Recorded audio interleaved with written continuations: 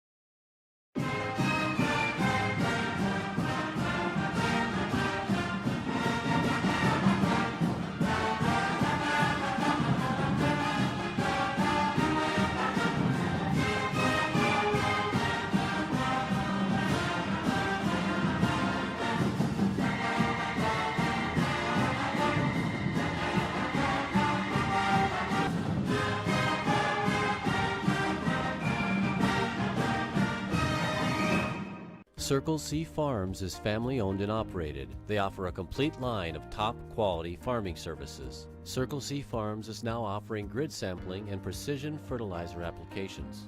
They have the right equipment for your job, and as always, they bring you tomorrow's technology to today's farming. So stop on by and visit with Steve and Ted about your needs, or just give them a call at 620-872-3299. Circle C Farms is a proud sponsor of the Beaver Broadcasting Network. Furrow Heating and Cooling of Scott City is a proud sponsor of Beaver activities. Brent and Angie take pride in helping our activities and support our students 100%. They can also help you with any heating and cooling needs that you have. Give Furrow Heating and Cooling a call at 620-872-3508 and see if they can help you with your needs today.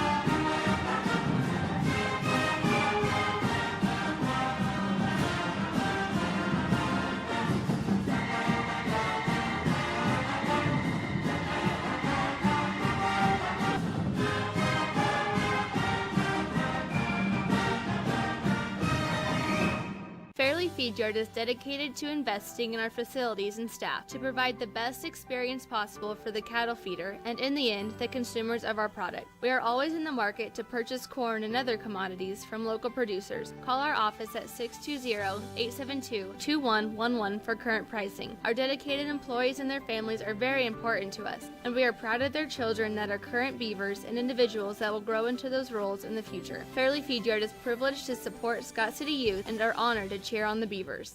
If you're in the market for a new or used vehicle, check out J&R Auto Group with locations in Scott City, Oakley, and Colby. J&R Auto Group has a fully trained service and parts staff for repairs on most makes and models of vehicles in Scott City and both Oakley locations. Locally owned and operated, J&R Auto Group provide over 250 new and used vehicles in stock and ready to be delivered. Stop on in and check out J&R Auto Group LLC.com for all your vehicle needs.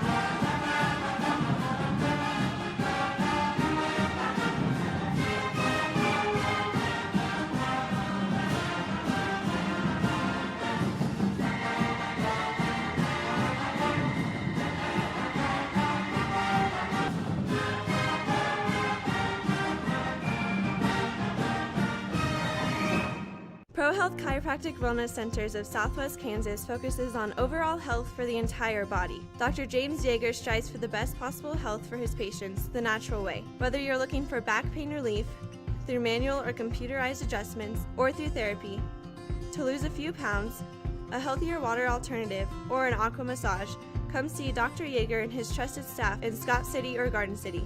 To set up an appointment, call the offices or visit the website at prohealthks.com for more information. Scott City Eye Center has been a leading provider of optometry services and vision care products in the Scott City community since 1999. Our experienced eye doctors offer comprehensive vision examinations at our Scott City optometry office and specialize in the diagnosis and treatment of a wide array of eye diseases, conditions, and problems. We use advanced diagnostic technology and are committed to improving the quality of life of persons in the Scott City community through enhanced vision. Give yourself the gift of clear vision. Schedule an appointment with Joshua J. Gooden, OD, today.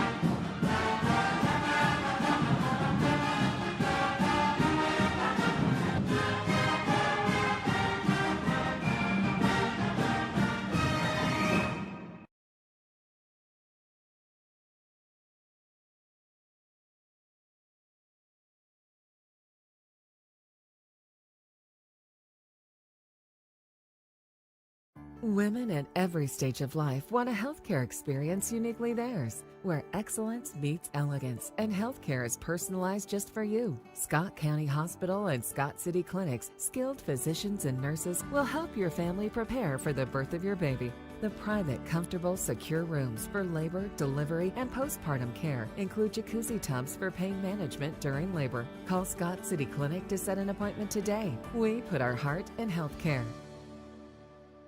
Scott County Hospital is a highly trained team of motivated and compassionate professionals serving the needs of their community. Dr. Matthew Burns is a general surgeon whose specialty is caring for all patients with elective and emergency surgeries.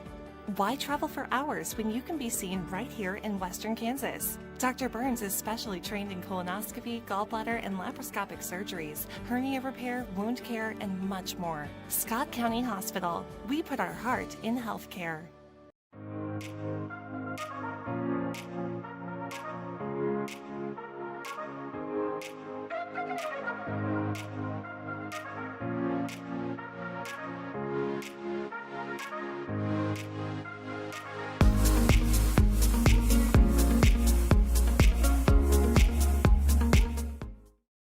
For exceptional service in real estate, put Stephanie Shapland at Shapland Real Estate to work for you. Property homework is what we do best at Shapland Real Estate. We put forth every effort to get results that move you.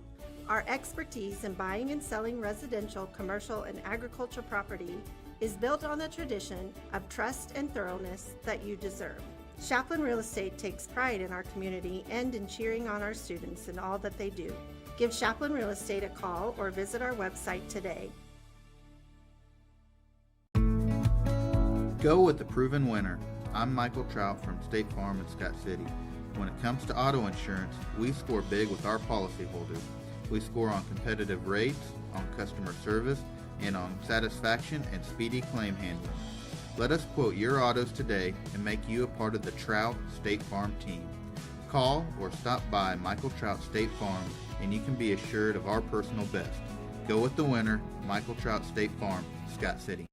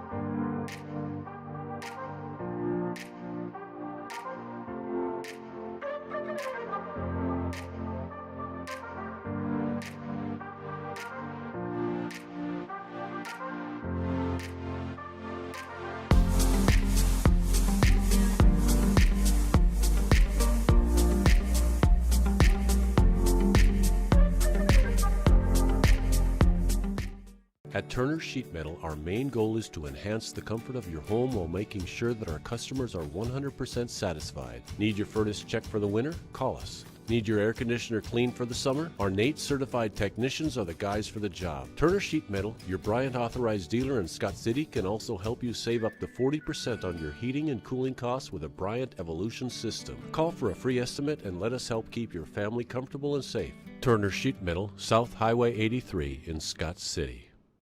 It takes more than just the seed to raise a good crop. It takes the effort of a great team. It takes the same teamwork and dedication to be successful on the football field. Two receiver set, it'll be an option play, be handoff to the fullback, Golden. He finds nothing. Vogelmore Family Farms is proud to be part of Scott community, where together we raise our most important crop of all, our kids. Western State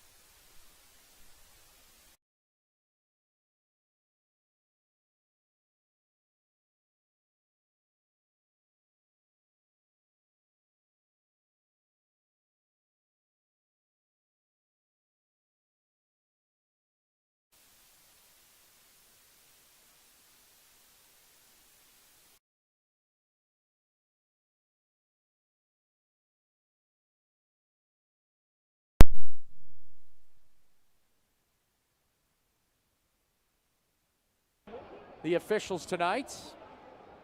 Scott City with some brand new white uniforms here tonight. Brand new looking sharp there. White uniforms and the dark blue numbers and letters. Black uniforms. They have orange numbers and letters. They also have some orange and black stripes on the sides and around their shorts there. So that's how that sets up there. Hope you enjoy the broadcast. This should be a fun season for Scott City. The Lady Beavers will start off their season here tonight against Ulysses, and then on Tuesday, Thursday, and Friday they'll play next week in the Clarion Inn Roundball Classic. They'll be playing at Garden City on Tuesday, and then we'll host Coronado out of the Colorado Springs area and Wichita Trinity on Friday night. Ulysses will be up at the Amos Morris Classic in Russell. They'll take on a very good Phillipsburg team who happens to be in Scott City Sub-State this year. That's on Tuesday. So for the first time in 2 years, we'll see a tip-off. Did not have that last year with all the COVID protocols, so they practiced yesterday on tipping off. It's a lost art after a couple of years, you know. You have Brooke Strine and Grace Murray set to tip, and it's Scott City winning the tap, and this season's underway.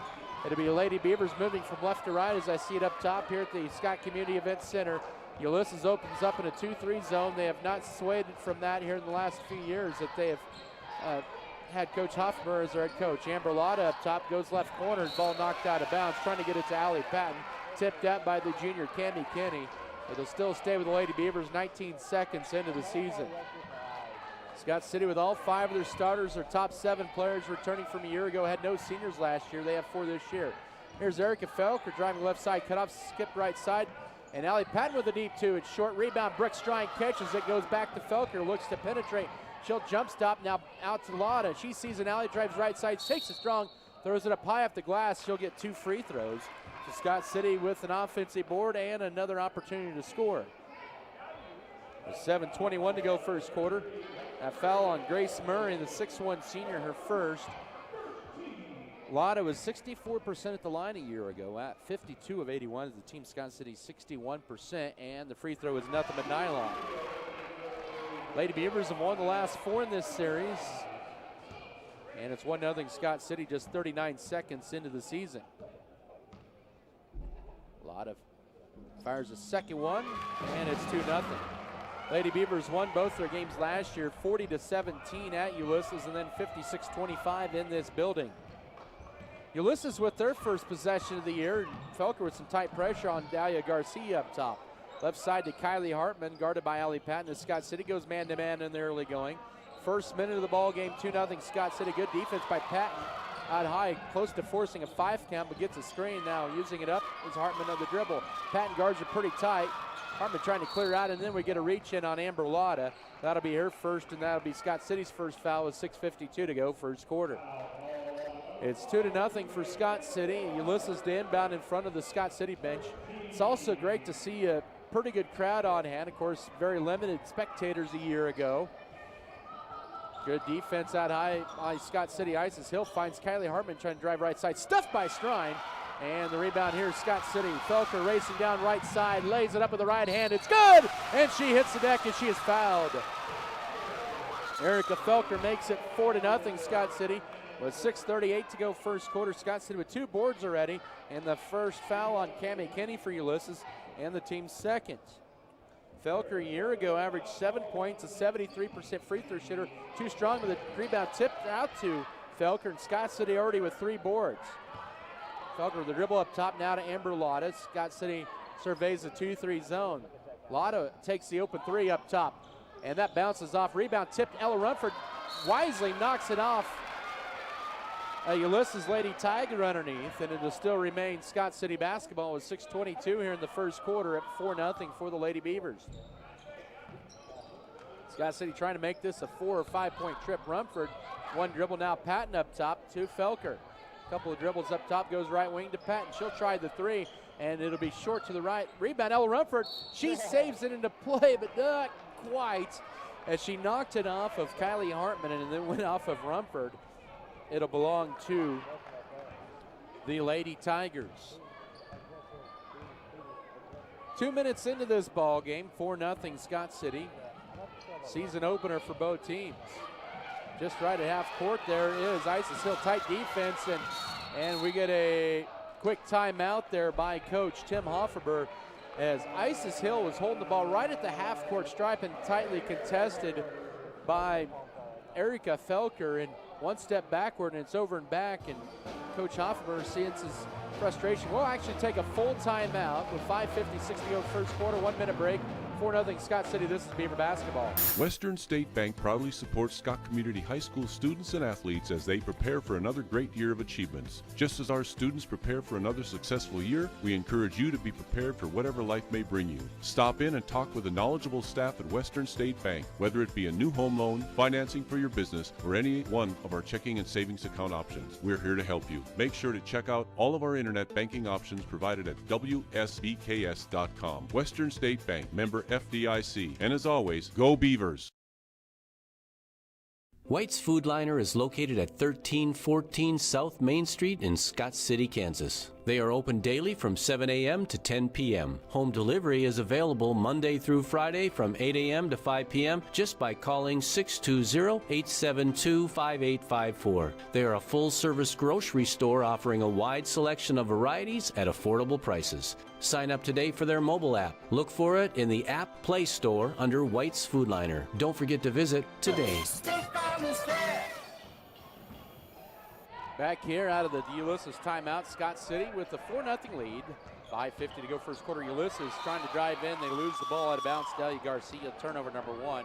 She was driving the right baseline, got underneath the basket, tried to wrap around pass to Murray, but lost the handle of it as it went out of bounds. Scott City's third trip down the floor. They have 3 offensive boards already in this first quarter. Brooke Strine now to Ella Rumford, up top to Erica Felker, right side to Amber Lotta. Thought about taking the deep 3, but doesn't. Now Patton looking, gets a screen, drives left around the perimeter on the right side, back to Felker left wing. 5:20 to work first quarter right side. Here's a deep 3 for Lotta. That is good. Amber Lotta hit 28 threes a year ago and is on the board. She with a 3. 5-0 with 5-12 or 7-0, excuse me, 5:10 to go first quarter. So Scott City with the early 7-0 lead, 3 minutes in, then turn around throwing one up is short off the left for Garcia, and the rebound tracked down in the corner by Allie Patton. Scott City with 5 rebounds in the first 3 minutes. Ulysses none. 4:50 to work first quarter out. Rumford left corner, bounce pass into Strine, catches it back to Rumford. She'll take a deep 2 with a foot on the line. It's too strong, and the rebound to Cammie Kenny. That's their first board of the night for the Lady Tigers. 4:40 to work first quarter. It is 7-0 Scott City. Ulysses with the ball. As holding it out high is Delia Garcia, guarded by Amber Lotta. Ball deflected, and Scott City forces the second turnover. Erica Felker races left side, trying to drive in. Wraparound pass, trying to get to Amber Lotta, but goes right into the hands of Isis Hill, and it's going to be a turnover. And Amber Lotta commits a foul. That's her second, and the team's second. So Scott City commits their first turnover of the night. And Ulysses gets the foul, and Tori Ford's going to be sent to the bench immediately for the lady, or the scores table immediately off the bench. 7-0 Scott City lead, 4:20 to go first quarter. Walking it across is Delia Garcia, Isis Hill. Now Cammie Kennedy, a blocking foul at high, and Erica Felker, her first, and Scott City with a couple back-to-back fouls to make it 3 fouls. Mallory Cup and, aforementioned, Tori Ford check in. Ford signed to play softball at Dodge City Community College. Mallory Cup with a good sophomore season in tennis at State. 4:11 to go first quarter. Ulysses with the ball. They have only attempted 2 shots. They're 0 for 2, and they have 2 turnovers. 7-0 to score. Ball in the foul line. Turn on jumper banked off that time for Grace Murray. Rebound. Brooke Strine grabs her 3rd of the quarter. Halfway through this first quarter, here's Mallory Cup right side looking to drive in up top. Tori Ford from deep range, and she buries her first career 3 on varsity. 3:45 to go first quarter at 10-0. Scott City Lady Beavers 2 of 3 from downtown in this opening period. 2 of 3 from the line, 1 of 2, make that 1 of 3 in 2-point range. Now driving in and a whistle, we got a foul on the floor. That's on Felker, that's her second. And Scott City with some early foul trouble. That was a holding foul. And now 14 foul in for Ulysses will be Carissa Sinqui, a 5'5 freshman. And also Harley Ewald, a 5'9 junior. Allie Patton checks in for Erica Felker. So Lady Beavers with a little early foul trouble with their 2 guards, Lotta and Felker. They have all 4 of the team's fouls. Ball delivered up top to Ewald. Ewald guarded by Cup out high. Scott City playing some pretty tough man-to-man defense here in this first quarter. They forced 2 turnovers and only 2 shot attempts for Ulysses. Here's a 3rd attempt. It's for 3. It's short and off to the right for Garcia as it'll go out of bounds to Scott City. 3:18 to go first quarter. 10-0 Scott City with the lead, and they get the ball back. And second time 3 years, Scott City returning 100% of their scoring. Nice feed by Rumford into Strine, leaves the shot short. Ford wrestles away the rebound, now throws it up top. Patton will try a triple. That one is short as well. Mallory Cup tried to tip the rebound out, and she commits the personal foul.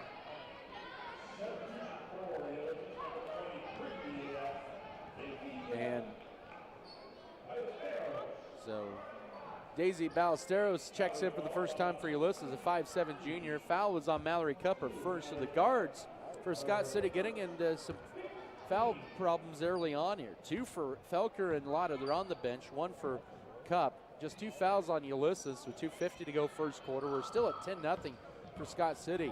Bounce pass right corner to Grace Murray. Holds it. Now we'll throw it up top. Oh, and it's going to be too high for Clarissa Sinqui. That's stolen away by Patton as she gets pushed. And it'll be a foul on the floor. So third turnover and then 13 foul on Ulysses with 2:36 to go first quarter. First foul on Clarissa Sinqui. Patton to inbound it. Into Ella Rumford, now a Cup up top to Tori Ford. Holds it. 2.5. She pulls it back out. Ulysses staying true to their 2-3 zone. Stripped out of Cup's hands and picked up by Ford. Goes left to Patton. She'll take the 17-footer left side. Clanks off, but the rebound backside goes to Mallory Cup. And then she tries a cross-court pass and turnover number 2 on Scott City, and then the Lady Beavers steal it right back. Lady Beavers with a 9-1 edge on the board here in this first quarter. Ford left side, left baseline to Strine. Backside to Patton. Can she get this one to go? Can't bank it in. Rumford skies for the board and then dishes it off to Strine, who tracks it down. 6 offensive boards in this quarter for the Beavers. Right corner to Ella Rumford with 1:50 to go first quarter. Up top to Ford. She has a 3-pointer off the bench. Left side, here's Cup. May have gotten away with the walk. Coach Hoffaber wanted it. Strine takes the left side shot from 15 though, and rebound to Ulysses. Into the hands of Daisy Ballesteros, and now to Clarissa Sinqui. It's a very youthful Ulysses Tiger team Scott City's playing tonight. Ball deflected, and it is a Mallory Cup steal. Cup trying to take it left side. Patton will shield off the defender, and a left-handed layup for Cup. And Scott City has a 12-0 lead with 1:20 to go first quarter. The 5th Tiger turnover and the 3rd steal for Scott City. You could almost give an assist for Patton on the box out of giving Cup the uncontested layup there. It doesn't go down as an assist in the scorebook, but watching it from the view there, now Patton pickpockets out high. Ewald, she'll take it right side. Her layup is good. Patton her first 2, 14-0 Scott City. 52 seconds to go first quarter. Lady Beavers coming out strong here in the early going.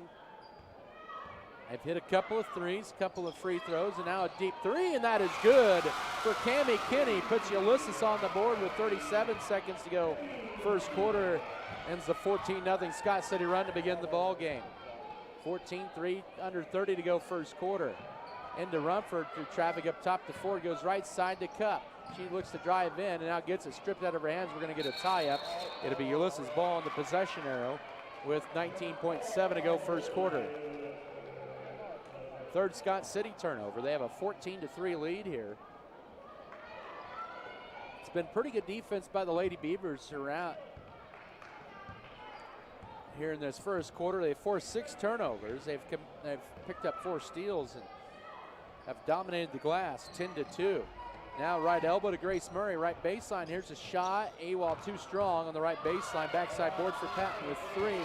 2 seconds, 1 second. Here's Rumford, the layup, and that is, too strong as the first quarter comes to a close. But a good one for the homestanding Beavers, up 14-3, 8 minutes into the book.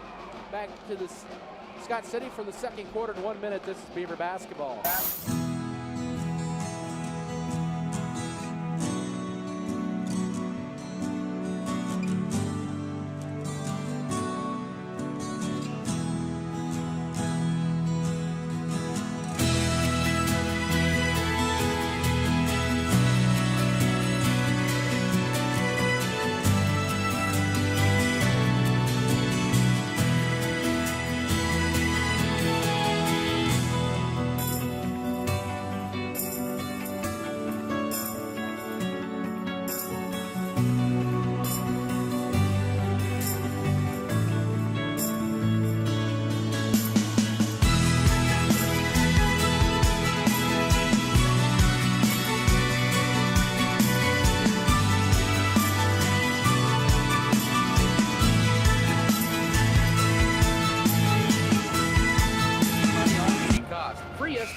available. Turner Sheet Metal Heating and Air Conditioning, South Highway 83 in Scott City, where they do whatever it takes.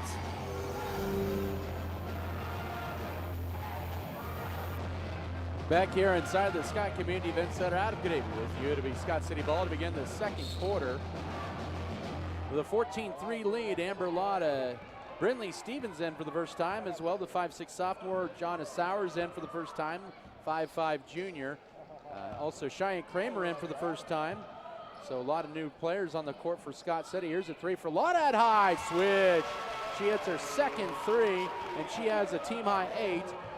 17-3, 7:38 to go first half. Scott City shot 5 of 15 in that first quarter.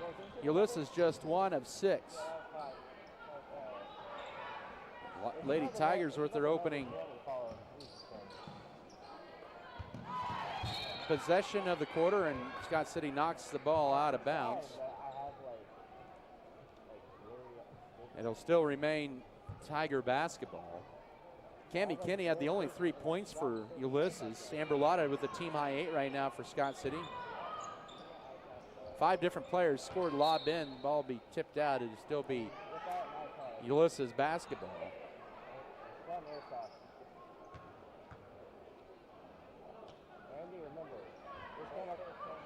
Inbounding it in will be Dalia Garcia. Avoids the 5 count of the pass up top to Grace Murray. Murray goes right side with the pass as we're a minute into the second quarter almost. Almost too high for Murray. She throws up a shot, misses, too strong. Felker with the backside board, and she races it across left to right. Weaves her way through behind Stevens.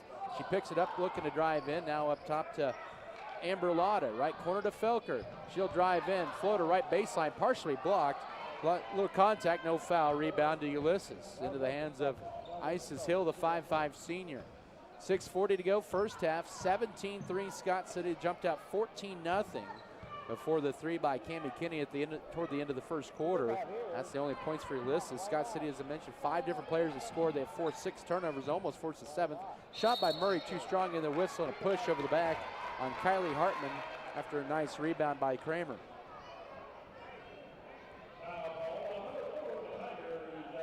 Team foul number 4 on Ulysses. As I mentioned, that's the foul on Kylie Hartman. Amber Lotta playing with 2 fouls, same with Erica Felker. Ulysses staying with their 2-3 zone. Felker right wing out high, holds it, looking for a cutter, finds Jonas Sowers. Sowers left corner to Amber Lotta. Lotta puts on the floor a couple times now to Sowers. Back to Lotta, left side from downtown again. Lotta, 3 of 4 from downtown and has 11, and it's 20-3. Scott City's had 4 triples in the first half as we're under 6 to go second quarter. Right side here to Dalia Garcia. Up top now to Isis Hill left wing. Here's an answer back 3. A little strong that time for Hartman. Ball deflected, picked up in the runner for Garcia, no.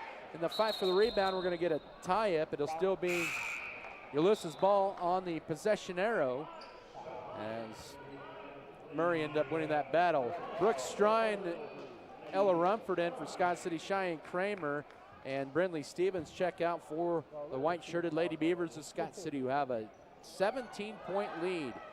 5:45 to go first half. Inbound into Cami Kinney. Goes up strong, can't get the shot underneath, and the whistle. And we got a holding foul on Ulysses. Scott City with the board there. They have out-rebounded Ulysses 14-5 in this half. They get Grace Murray for their second foul. Ulysses without 5'11" sophomore Chloe Curl and also 5'7" senior Hayden Riley for tonight because of injuries. They don't know if they'll get Curl back this year or not. Had surgery in the offseason right after volleyball. Ella Rumford trying to get it into stride, somehow gets it through, and she is pushed. And that'll be team foul number 6 on the Tigers, just like that. That'll be the second foul, I believe, on Cami Kinney. No correction, that's on Isis Hiller first. 6 different Tigers committed 1 foul. Here, next foul on Ulysses will put Scott City at the line. Ella Rumford, nice up and under move, now kicks it right wing. Lotta for a 4th triple, you betcha! Amber Lotta with 14, 23, set to 3 that is. 5 minutes to go first half. 5 triples for the Lady Beavers, 4 of those belong to the 5'5" senior Amber Lotta. Actually 4 triples and all 4 of them belong to her. She's hit 3 of them in this second quarter alone. Actually, Torrey Ford has the third one, and the tie-up gives the ball to Scott City. I was right the first time. Always got to trust yourself the first time around. On the floor now for Scott City have Amber Lotta, Erica Felker, Brooke Strine, Allie Patton, and Ella Rump for the starting five for Scott City. For Ulysses, they have Clarissa Sianyukwi, also Cami Kinney, Daisy Ballesteros. Now into Strine, she'll go up. She can't get her shot to go. She struggled from the floor early on here, 0 for 3, and the Ulysses Tigers with the rebound was Sianyukwi. Also out there, as I mentioned, Kinney, Kylie Hartman, Daisy Ballesteros, and Dalia Garcia, who holds the ball. Up top, Sianyukwi goes left side to Kylie Hartman. Back up top, ball fake and a travel, shuffling the feet that time. Turnover number 8 on the Lady Tigers, as the freshman shuffled her feet there a little too much. 23-3. It's a 9-0 run to begin the second quarter for Scott City as we're toward the midway point of the second quarter. Into Ella Rumford, power dribble, nice backside feed, but stepping in front of the lane is Dalia Garcia, forces Scott City into their 4th turnover of the half. Good idea there as we're at the midway point of this second quarter. Right side to Garcia. Taking a couple steps, Sianyukwi throws up a 3, deads off the back arm, then a whistle and a Strine to grab their 4th board of the half. Will now head to the line as that was team foul number 7 on Ulysses. Daisy Ballesteros with her first. Grace Murray with 2 fouls for Ulysses. She's the only one for them in foul trouble. You have Amber Lotta, who checks out, and Mallory Cupp in, and also Erica Felker each with 2. Strine, the free throw line, gets that one to go. She was 59% a year ago at the charity line. Her first point of the night, averaged 10.5 points, 7.3 boards a game a year ago, 24-3 with 3:56 to go second quarter. Scott City now 3 of 4 at the line, and now 3 of 5. That second free throw misses, and Allie Patton called with a push over the back, and her first, team's 5th. Strine goes 1 of 2 at the line. And a 30-second timeout taken by Coach Amy Felker for Scott City. 3:55 here in the second quarter. It is 24-3 Scott City with the big lead. They're on a 10-0 run in this second quarter. Basketball presented here by American Implement, B&H Paving, Bartlett Grain, Beavertown FFL, Beef Belt. Also Burning Farms, Brookover Cattle Company, Shells Farms and More, DeKalb Bear, Farm Bureau Financial Services, Hune Bird Events, Fairleigh Companies, First National Bank, Farm Bureau Financial Services, Neil Baker, also Fro Heating and Cooling, Fro Ag Service, and Great Western Tire. Season opener for Scott City tonight, playing host to the Ulysses Tigers. The return game will be in February on the 4th at Ulysses. Wrestling with their season underway here tonight. They're actually up at Goodland taking on the Goodland Cowboys, and can say the Goodland Cowgirls as well, because Scott City has girls wrestling. They have 9 girls out for wrestling this year and about 28 boys out for wrestling. It's a full practice room there for Scott City wrestling, but they're at Goodland tonight with a duel.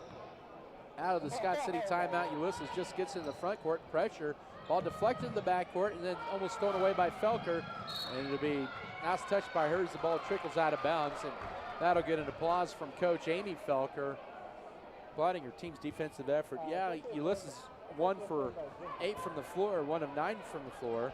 Actually, about 1 of 11. They're 0 of 5 in the second quarter. They get another trap, and they get a tie-up. It'll still be Ulysses ball to possession arrow, but Scott City's defense against a pretty inexperienced Ulysses group tonight has really done a good job of forcing turnovers. They forced 8 in this first half.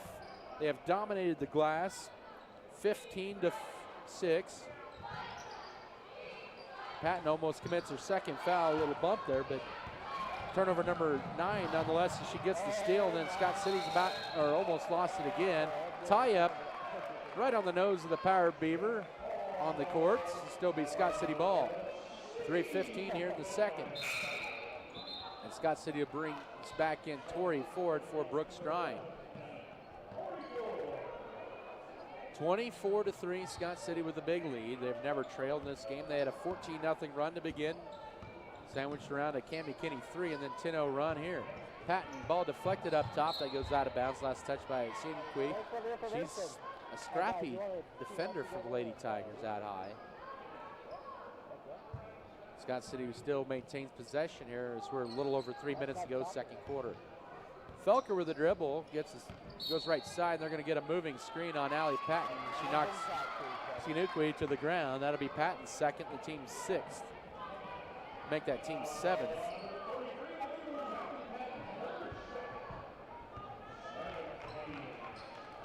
So both teams with 7 fouls. Lady Beavers, though, with some foul trouble, and they get a foul out high on Erica Felker, and that's her 3rd foul with 2:57 to go first half. And that'll be team foul number 8 on Scott City. That'll bring in Grace Murray for Ulysses, and Scott City will bring in Jonna Sowers. A 1-and-1 for Cammie Kinney, who was 37% at the line a year ago. Ulysses was right at 50% last year. Front of the 1-and-1 is off the back guard, and Rumford and Ford fighting for, tipped off by Rumford. Ella with those lavender shoes. It's a way to stand out, right? Here's a 3 right wing, and that is too strong for Daisy Ballesteros. A rebound, and then they're going to get Ella Rumford with a hack, and a little bit of displeasure for Scott City as to the line will be Grace Murray looking for her first 2 points of the year. Rumford with their first foul, 9th foul on Scott City, and 2 free throws from Murray, who did not make a free throw last year, but she hits her first one and breaks the 10-0 Scott City run. 2:51 to go second quarter is 24-4 for Scott City. First free throw attempt or make there, and Murray sinks them both and makes it a 19-point game here. 2:48 to go first half, 24-5, a 19-point Scott City lead. Sires with the dribble out high, goes right now, bounce pass to Mallory Cup. Into Rumford, ball deflected, and Allie Patton's going to let that one go out of bounds. It'll still be Lady Beaver balls. They'll have to inbound it in the corners. Amber Lotta will return with 2 fouls. She'll be in for Mallory Cup. So Scott City battling some foul trouble here in the second quarter. Felker on the bench with 3 fouls, 2 for Lotta and 2 for Allie Patton as well. Now Ella Rumford looking for her first points of the year. Left elbow jumper too strong. Rebound loose underneath, and Lotta trying to rip it away. We're going to get a tie-up. It'll be Ulysses ball on the possession arrow. Rumford 0 of 3 from the field here in this first half, but a good shot that time. Scoring subsided a little bit here for the Lady Beavers in this second quarter, but they do have the 19-point lead. So we're just a little under 2.5 here in the second quarter. Front court left to Cammie Kinney. Scott City now in a 3-2 look. Right side, ball fake by Garcia. Now up top to Sinquid. Threads it somehow, and line drive two-handed shot from Murray. No, rebound to Ford, and outlets it right to Amber Lotta, who pushes it across. Lotta weaves her way through and draws a foul up top on Clarissa Sinquid. That's her second, team foul number 8, and that puts Lotta at the line for 1-and-1. She is 4 of 5 on threes after missing her first. She's hit her last 4, 2 of 2 from the line. She has 14 first half points, 14 of Scott City's 24. Lady Beavers tonight 3 of 5 to line, and make it 3 of 6. As last touch by Patton, she tried to get the rebound and off her hands and belongs to Ulysses. Scott City's kind of hit a little scoring drought here. They have not hit a field goal in 3 minutes. So we're now under 2 minutes to go second quarter. But they have a 19-point lead at 24-5. Ulysses only 1 first half field goal. There's Clarissa Cienqui. Now ball stolen away by Amber Lotta. Steps in front of the passing lane, and the layup with the right hand is too strong, and the rebound goes to Ulysses. Cienqui with it. Minute 38 to go second quarter. Ulysses with their 11th turnover of the half.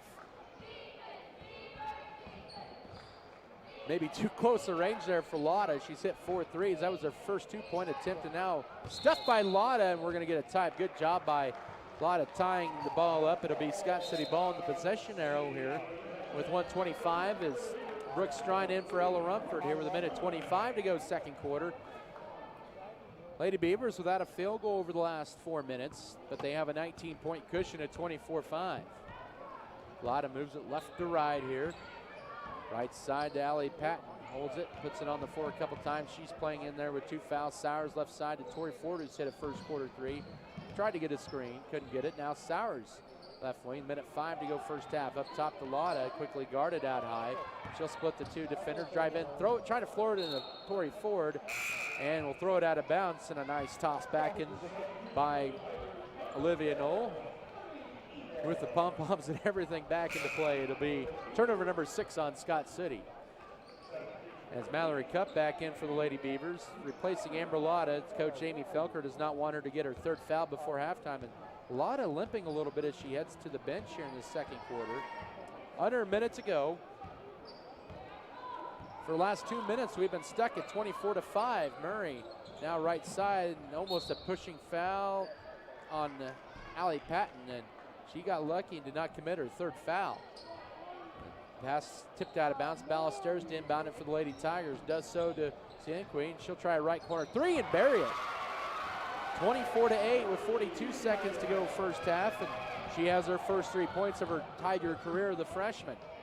Left side to Allie Patton into Brooks Strine at the foul line. Tried to drive left side, back to Patton, fumbles it, and Scott City commits turnover number 7 of the half, and late pass down the floor to Camden Kenny. Her layup is too strong, but a foul, and Allie Patton committed team foul number 3, and right now the focus maybe not there for Scott City as we've headed toward the end of the first half, and Ulysses with some momentum. They're on a 5-0 run.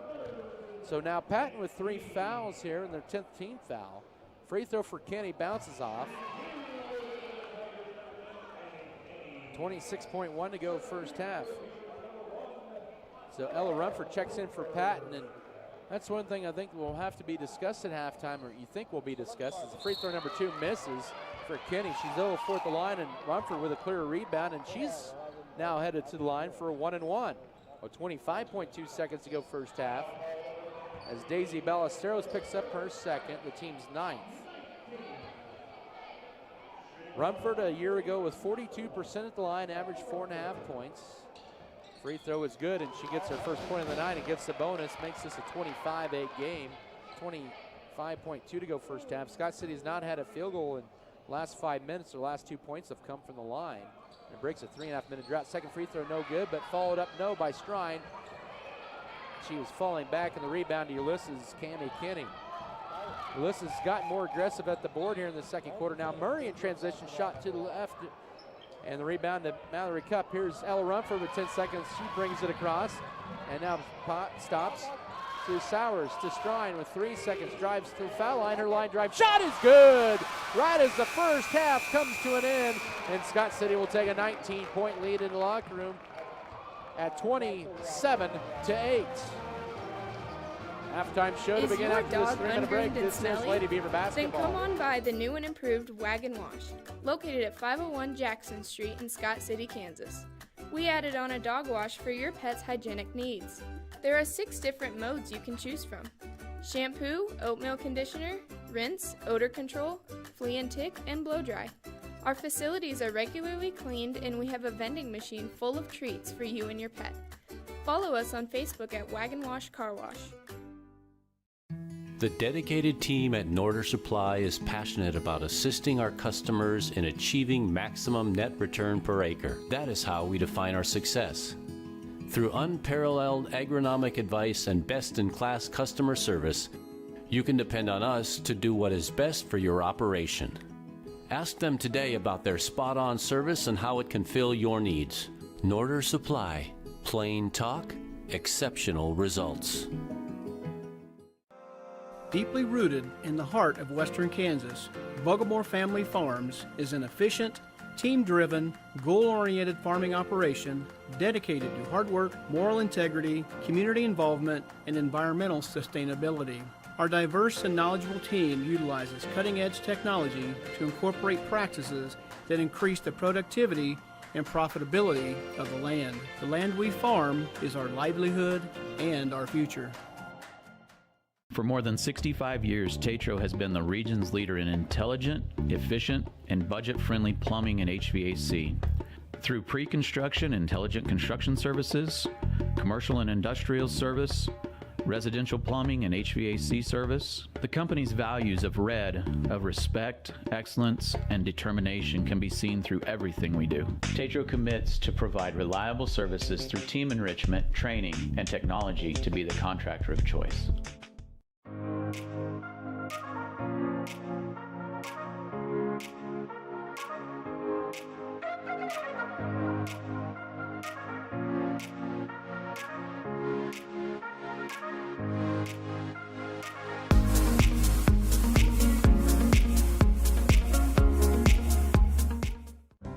At American Implement, we know that our farmers and ranchers are getting up and going to work every morning to provide food, fuel, and fiber for the world. And even though time and technology keeps us constantly changing, one thing will always remain the same. We promise that we'll continue working right beside you. We appreciate all that you do for our country and our communities. From all of us at American Implement, thank you, and may God bless the American farmer and rancher.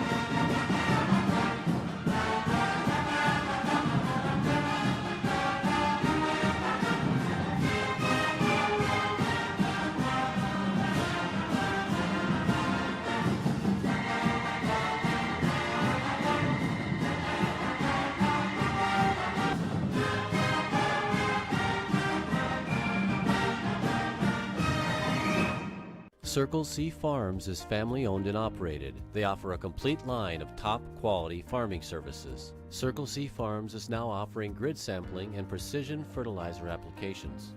They have the right equipment for your job, and as always, they bring you tomorrow's technology to today's farming. So stop on by and visit with Steve and Ted about your needs, or just give them a call at 620-872-3299. Circle C Farms is a proud sponsor of the Beaver Broadcasting Network. Furrow Heating and Cooling of Scott City is a proud sponsor of Beaver activities. Brent and Angie take pride in helping our activities and support our students 100%. They can also help you with any heating and cooling needs that you have. Give Furrow Heating and Cooling a call at 620-872-3508 and see if they can help you with your needs today. 12 defensive rebounds, 6 offensive boards for a total of 18 rebounds. Lady Beavers of Scott City with a 19-point edge at the break at 27-8. We'll come back in 3 minutes for more first half stats and get you set up for the second half of play. This is Scott City Beaver basketball. On the farm.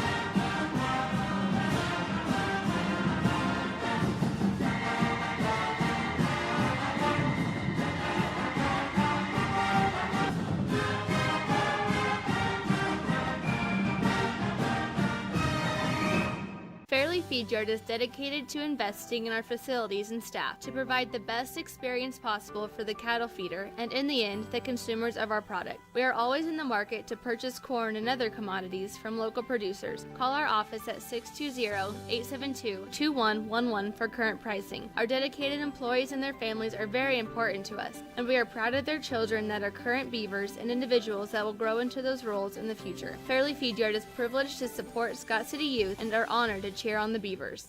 If you're in the market for a new or used vehicle, check out J&R Auto Group with locations in Scott City, Oakley, and Colby. J&R Auto Group has a fully trained service and parts staff for repairs on most makes and models of vehicles in Scott City and both Oakley locations. Locally owned and operated, J&R Auto Group provide over 250 new and used vehicles in stock and ready to be delivered. Stop on in and check out J&R Auto Group LLC.com for all your vehicle needs.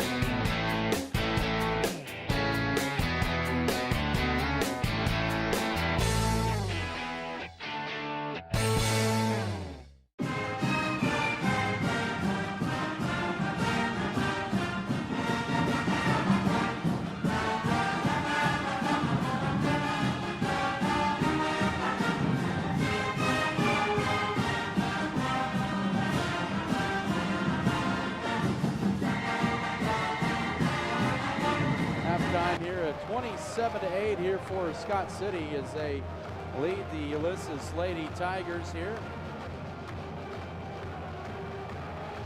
And first half scoring here, the stats here unofficially here. With Ulysses, they were 2 of 16 from the floor in the first half for 13%, 2 of 6 on threes, and they missed all their 2-point baskets. They were 0 of 16 and 2 of 6 from the foul line. For Scott City, they were 9 of 24 from the floor for 38%, 5 of 7 on threes, 4 of 17 on 2-point baskets, and 4 of 8 from the line. So both teams have hit more threes than twos. Of course, it's easy when Scott City, or for Ulysses, because they did not make a 2-point basket, that is.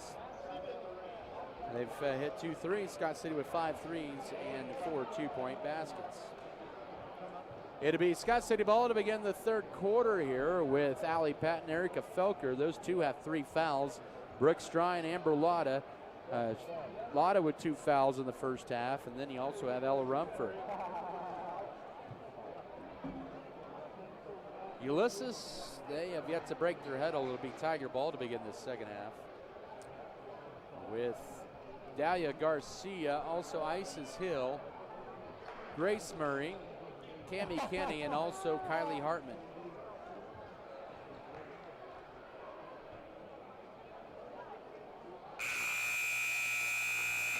As we're moments away here from this third quarter of play.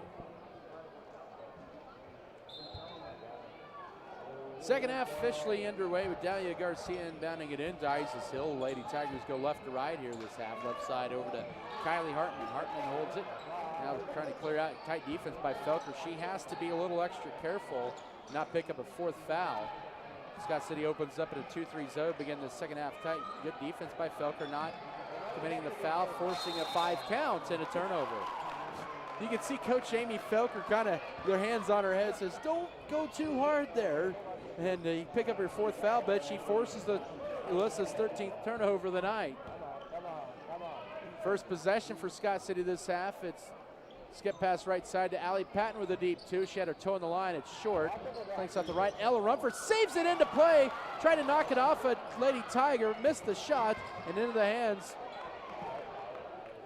of Allie Patton, who comes up with the board. So Scott City misses their first 2 boards. They get 2 first two shots, but they get 2 offensive boards for a minute in this half. Felker drives in left side, layup good. She has 4. 29-8, first minute of this second half. Scott City with the 21-point lead, matching their largest of the night. 6:50 to go, third period. Left side to Dahlia Garcia, skips it right side. Here's a 3 short. Rebound, Cammie Kenny goes up, throws one up, misses, too strong over Rumford. Now Strine the rebound, lobs it out high to Felker. Felker races the right sideline, will lay it up and score it. She has all 4 of Scott City's points this half. 31-8 with 6:30 to go, third quarter. Ulysses yet to make a 2-point basket here in this ball game as we're 90 seconds plus into this second half. Left side to Dahlia Garcia, holds it. Scott City playing 2-3 zone in this third quarter. Right side and a whistle and a timeout on the floor. It's a 30-second timeout taken by Ulysses coach Tim Hoffenberg with 6:15 to go in the third period. He's the dean of all the coaches in the GRAC. He's the longest tenured coach in the league. Basketball tonight brought to you by Harris Chiropractic and Acupuncture, High Choice Feeders, Handmade Farms, HRC Feedyards, J&R Car and Truck, so J&R Trucking, JF Beaver Advertising, Jackson Legal Group, Lone Tree Farms, Livestock, McCarty Family Farms, Metzger Appraisals, Metzger Family Farms, Midwest Mixer, Western Bearing, so Miller Veterinary Clinic, Northern Supply, New Life Market, Plain Gems, Platinum H Insurance, and Pokey Feeders. So out of the timeout, it is 31-8 Scott City, 6:15 to go third quarter. The Ulysses Lady Tigers down to 2 fulls and a 30 left. Scott City with 3 fulls and a 30.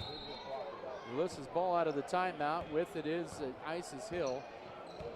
Hill up to the top of the key, goes right side to Kylie Hartman. Hartman now ball deflected, a good defense by Scott City. The 14th turnover, and they draw a holding foul on Kylie Hartman, her second, team's first of the half. 6:04 here in this third quarter. Lady Beavers up 23 at 31-8. Patton to inbound it. Gets it into Felker. Felker now to Amber Lotta, break a little full court pressure. 3-on-2 numbers. Lotta right side to Ella Rumford. Rumford up top to Patton. Now back to Lotta with it. 5:50 to work now to Strine. Strine left side to Lotta. Ulysses switches up their defense. Playing kind of a zone defense, and a foul. Team's second of the half on Ulysses. It's on Dalia Garcia, her first. Felker to inbound it.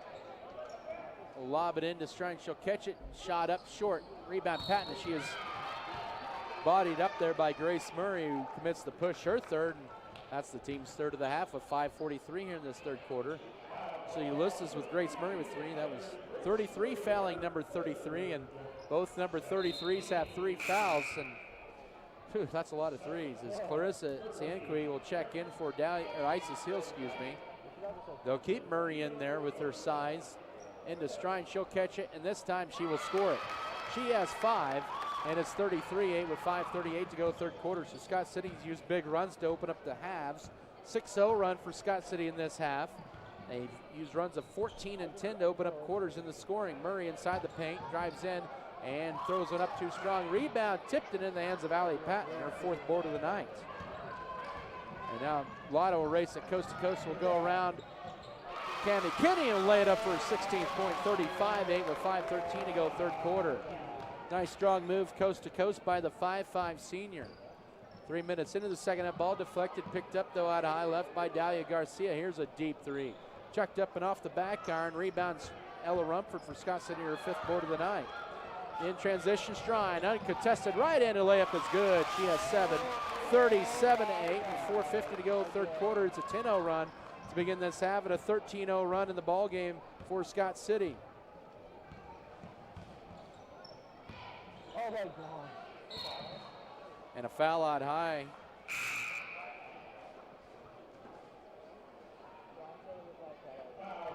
Is on Felker. That's her 4th with 4:37 to go third quarter. Team's first of the half. Mallory Cup will check in for Ulysses. Will bring in AZ Ballesteros and Harley Ewalt. Left side to Dalia Garcia up top. Now back, here goes. It's Garcia for 3, and she banks it in. Ulysses, all 3 of their field goals are 3-pointers. It's 37-11 with 4:25 to go third quarter. Now left side to Cup up top to Lotta. She'll drive in, right side to Patton, right corner to Rumford. Rumford holds it now up top to Cup. She'll try a deep 2, short, rebound Ulysses. Into the hands of Dalia Garcia, her 2nd board as we approach the midway point of this third quarter. And now it's top 3 and a chuck up and a foul.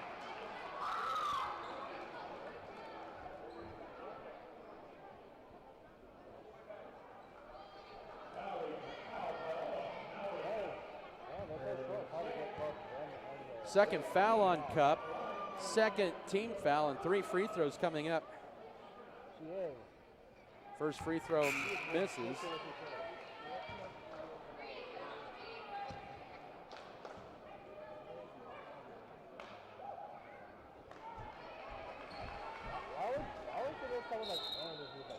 A timeout on the floor taken by Scott City. It'll be a full. We'll take it as well.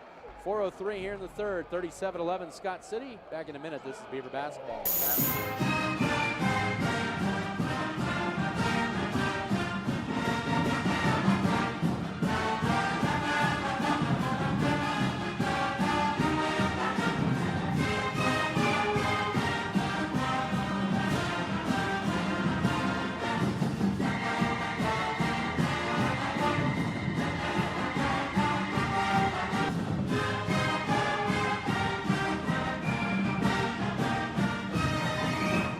ProHealth Chiropractic Wellness Centers of Southwest Kansas focuses on overall health for the entire body. Dr. James Yeager strives for the best possible health for his patients the natural way. Whether you're looking for back pain relief through manual or computerized adjustments or through therapy, to lose a few pounds, a healthier water alternative, or an aqua massage, come see Dr. Yeager and his trusted staff in Scott City or Garden City.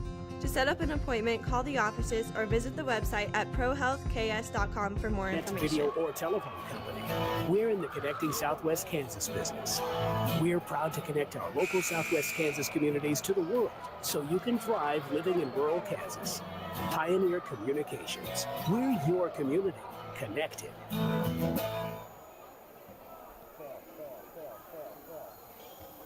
Back out of the timeout. It was just a two-shot free throw here for Sianiqui, and she missed them both. Scott City cleared the board here with 3:55 here in this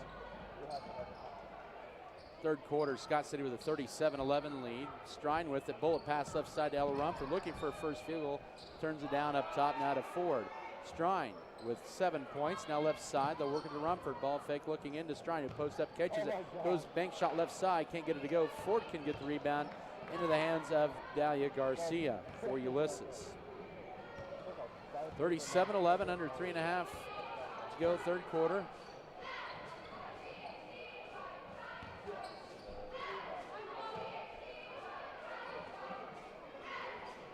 And 3:15 now to work third period. With it is Dahlia Garcia. Three high is bouncing off the left for Sianiqui. Rebound to Ella Rumford. She's grabbed 6 tonight for Scott City. Averaged 4.5 a year ago. 3 minutes here in this third. It's Cup for a deep two. Too strong off the heel. The rebound underneath. Rumford will score it. She has her first field goal in 3 points. 39-11. 2:50 to go third quarter.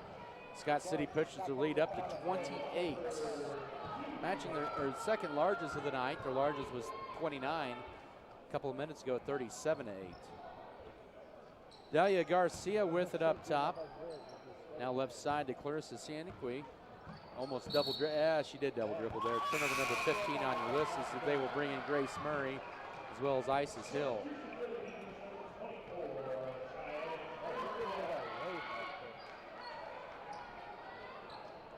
Ella Rumford takes a seat as Cheyenne Kramer returns to the Scott City lineup. And now Strine with a foul line jumper off the left, tipped by Kramer, but retrieved by Grace Murray for Ulysses. Scott City with the 28-point lead. Ulysses the ball, 2:15 here in this third quarter, turning down the three, but traveling. Back-to-back turnovers that time. Daisy Ballesteros called with a travel. Ulysses once again with turnover number 16. 2:12 here in this third quarter at 39-11. Up top with it is Amber Lotta. Goes left for the pass to Tori Ford. Left, turns down the three. She's quickly guarded now up top. And working around the perimeter to Lotta. She'll try a guarded three for a fifth triple. That one bounces off. Kramer had the rebound, and we're going to get a tie-up. They'll credit her for the board. It'll be Scott City ball in the possession arrow. So Lotta just made her three-point shooting down to 4 of 6 for the night. But still a pretty good percentage. We're at a minute 56 in this third. Kramer out high. Ford for a deep three. Good. She has 2 threes and 6 points. Career high at varsity, 42-11. 1:48 to go third quarter. And Scott City matches or has their largest lead at 31. Right side to Ballesteros for an answer back three, and that is good. Ulysses has 4 threes in the ball game. That's all their field goals. 42-14. 90 seconds to go here in this third quarter. Ulysses has yet to hit a 2-point basket. Strine with a 2-point shot, no. On left side, the rebound ripped away by Ballesteros for the Tigers. Strine's missed her last 3 shots. She has 7 on the night. Minute 10 to go, third quarter. Right side to Isis Hill. We're working around the perimeter left. Here's a three. Rimming off for St. Niqui, and ball lost out of bounds that belonged to the Beavers, as Allie Patton returns to the Scott City lineup for Mallory Cup here with a minute to go third quarter. 42-14, Scott City's lead is at 28.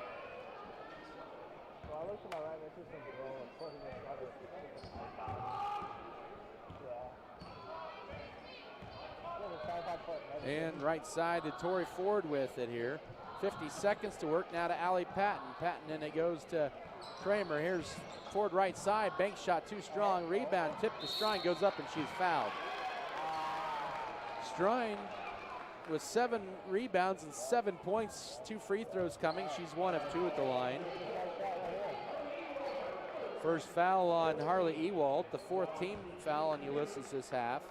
28-point Scott City lead. Strine free throw number 1 is good. 2 of 3 at the line. Scott City 5 of 9 there tonight. 41.9 to go third quarter at 43-14. As Lillian Rojas, a 5'7" freshman, into the Ulysses lineup for the first time, and Strine makes it a 30-point game. She has 9, 6 in this half, 44-14. 35 seconds remaining in this third period. Scott City suiting up 10, and all 10 have played here.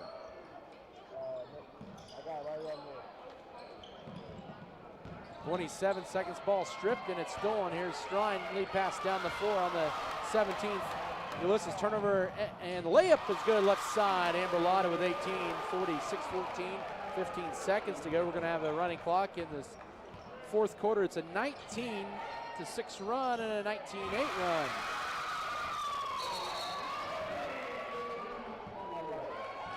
(46-18), 5.6 to go. And nope, we have ball goes out of bounds off the inbound. Scott City's first turnover of the quarter, their 8th of the game. Ballesteros with 5 after that shot. 5.6, Scott City went across the baseline off the inbounds. Here's a 3 off the heel for Isis Hill, and to be saved in the play, and that'll be the end of your third quarter. We'll have a running clock to begin the fourth quarter. 46-16 your score.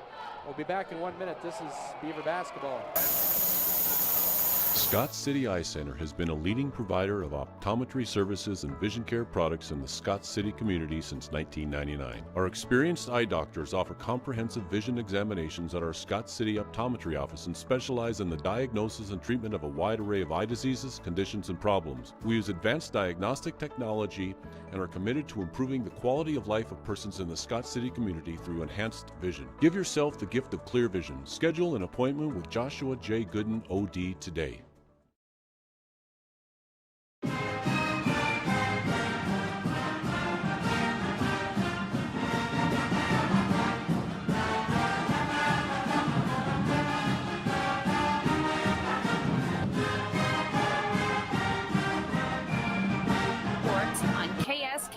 We are looking forward to another exciting and spirit-filled year of sports, academics, and activities in Beaver Nation.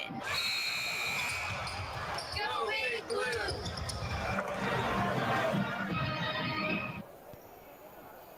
Hi, how you doing? Hi there. 46-16, we'll have a running clock here in this fourth quarter because it's a 30-point margin. And a steal for Lotta, looking for point number 20 on the night, and she will get it. And it is her 20th point, 48-14, opening seconds of the fourth quarter.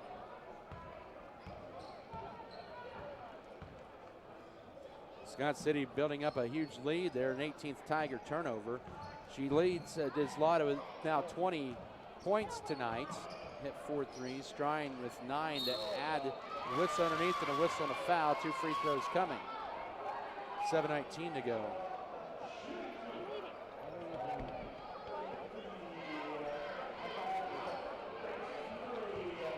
The foul is on Grace Murray, or correction, she'll go to the line.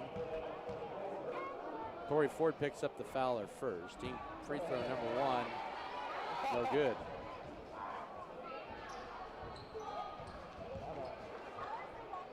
.6:53 to go. Second free throw rimming in and out. Ulysses has struggled to the line tonight, now 2 of 8 in the rebound. Ends a run for lead pass to John Showers. She'll drive right side. She'll lay it up and she'll be called for the charge. And that'll be team foul number 4 on Scott City this half. And the first on Sowers. Only the 9th turnover tonight on Scott City.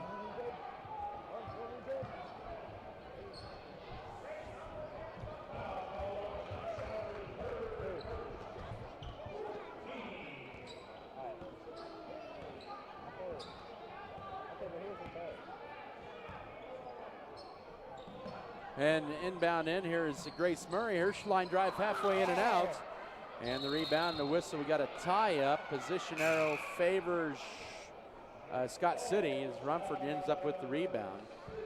Inbound in is, or entry checking in, that is Cammie Kinney for the Tigers. Here with 5:50 remaining. Scott City has won 4 in a row in the series. They're on their way to their 5th straight in the series as Brinley Stevens is in. Also, you have Tori Ford, Ella Rumford, who has the ball, power dribble. Nice dish backside going up, and Felker will have 2 free throws. She has 6 points tonight, has had 4 fouls since the 4:37 mark of the 3rd quarter. 5:26 to go. Daisy Ballesteros' 3rd foul. 15 with 5:18 to go. Free throw for Felker, bounces off the back iron and drops home, her 7th point. Now 1 of 2 at the line. Scott City with 28 rebounds tonight. Free throw number 2, no. Rebound tipped around and in the hands of Lillian Rojas. Scott City has dominated the glass here tonight. 4:50 to go, right side to Isis Hill. And the foul line, it goes to Rojas. Out high right to Hill. Drives right side, cut off by Felker, who has those 4 fouls. Now out high to Sanqui. Throws it up top to Ballesteros. She'll pull up for a deep 2 and off the back iron. Rebound tipped around in the hands of Brinley Stevens. Bounce pass to Ella Rumford, who races it out and hits the deck hard and slides out of bounds, and we got a whistle and a traveling violation as the team's trade turnovers there. Good hustle by Rumford there. Brinley Stevens credited with that rebound and the team's trade turnovers. Lob into Rumford, catches it, shot up too strong, can't get it, and the whistle and a foul. Push, it'll be on Scott City, their 5th of the half. The foul will be charged to Tori Ford, her 2nd. Mallory Cup in for Tori Ford. Ulysses ball, 3:40 to go at 49-16. This was a 46-14 3rd quarter. Both teams with points here, 3-2. Or 46-16, excuse me, in the 3rd quarter. A timeout of 30-second. Scott City girls will be at Garden City Tuesday nights, and then they'll be here Thursday and Friday for the Round Ball Classic. Thursday they will play Coronado, and then they'll play Wichita Trinity girls on Friday.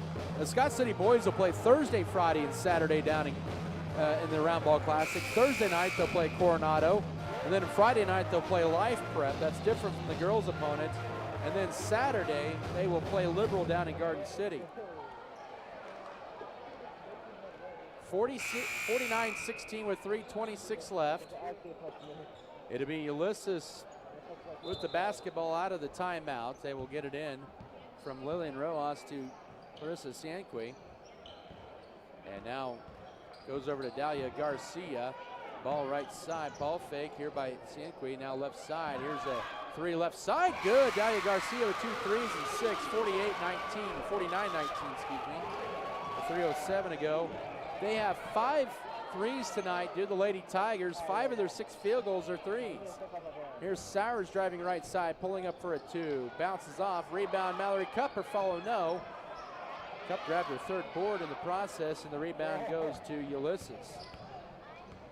2:48 to go, Kenny with her 3rd board of the night.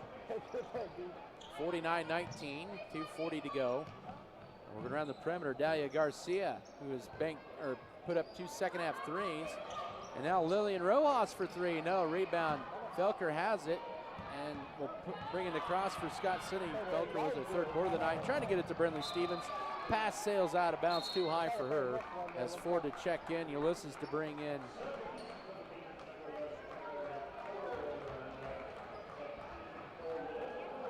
And 2:11 to go, running clock.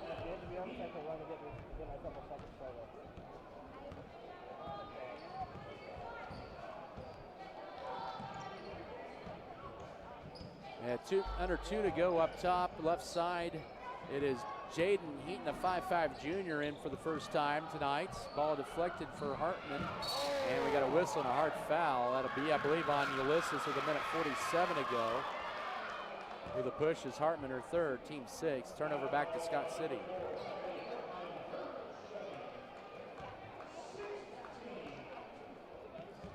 .90 seconds remaining in this one. 49-19 your score. Cup for a deep two is good. She had her foot on the line. She has 4. 51-19, 124 to go.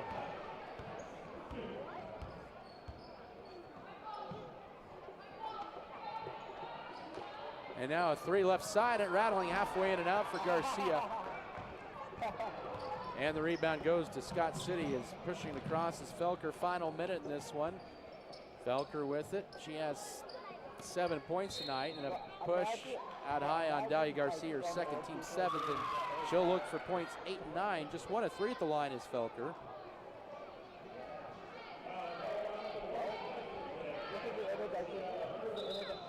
Scott City 6 of 12 tonight at the line. 2, 3. 7 players have scored tonight. Felker now with her 8th. 52-19, 30 seconds to go. Second free throw also good. 53-19. Felker out. There's Patton in for her. Final 20 seconds of this one. Scott City's going to go to 1-0. Win their 5th straight in this series over the Tigers. They'll have a good Garden City team coming up. Pass sails out of bounds. 21st Tiger turnover with 8 seconds to go. And that'll about do it here. Sowers will dribble this one out. Scott City will go to 1-0 for a 5th consecutive year. At 53-19, Scott City wins it here tonight. Make that 6th straight year. They go 1-0, 53-19 over Ulysses. Post-game show after this 3-minute break. This is Scott City basketball. Now more than ever, American Ag Credit is proud to serve our nation's farmers and ranchers. It's our mission to be the best blended agriculture. So whether you're looking to expand your operation, refinance a loan, or upgrade your equipment, our local staff will help you every step of the way with flexible solutions and unmatched customer service. To learn more, call 800-800-4865 or visit agloan.com. American Ag Credit. Money for agriculture. Scott County Hospital is a highly trained team of motivated and compassionate professionals serving Life the is needs of all their about community. your vision. That's Dr. what Dr. Matthew Joshua Burns is a Goodman, general the staff surgeon at Scott whose City Eye specialty is Center caring believe. for They all care patients about your with health and are elective and dedicated emergency to exceptional surgeries. service to give your Why vision travel the for level of hours when you attention can it be seen deserves. right here in Dr. Western Gooden can Kansas? diagnose and Dr. treat an Burns array is of eye specially trained in diseases, conditions, and colonoscopy, problems. gallbladder, and It's easy to laparoscopic see that surgeries, Scott hernia City Eye repair, Center wound care, cares for and your much vision. more. Schedule Scott an County appointment with Hospital. Dr. We put Joshua our Gooden heart in today at healthcare. 620-872-0040. Scott City Eye Center supports all areas school activities. Fairley Feedyard at Scott City takes pride in being part of Kansas's cattle feeding industry and is constantly aware of the specific needs of today's cattlemen. You can expect the best at Fairley Feedyard, located 7 miles south and 6 miles west of Scott City. They believe in the importance of feed and ration preparation, health programs, death loss management, and overall handling of your feeder cattle. Fairley Feedyard supports the area activities and youth of Western Kansas. Make Fairley Feedyard your custom cattle feeder. That's Fairley Feedyard of Scott City. Property is built on the tradition of trust and thoroughness that you deserve. Chaplain Real Estate takes pride Howdy in our folks, community this is and Larry with your featuring local on Ace our Hardware students stores all in that they Ulysses do. and Scott City. Give Chaplain Real We Estate invite a call everyone to or come visit in our and see that we website have today. a wide variety of merchandise for you, your business or home, and your Go pets. with the proven winner. While we are not I'm your Michael typical Trout hardware from State stores, Farm and we Scott are City. your local When it county comes to auto hardware stores. insurance, we So score come on big in with our and let us policy ask holders. you, We what score may on we help you competitive find rates, today? on customer service, and on satisfaction and speedy claim handling. Let us quote your autos today and make you a part of the Located on South Main Street in Scott City. It takes the They effort of a invite you great to team. come by and take a look around.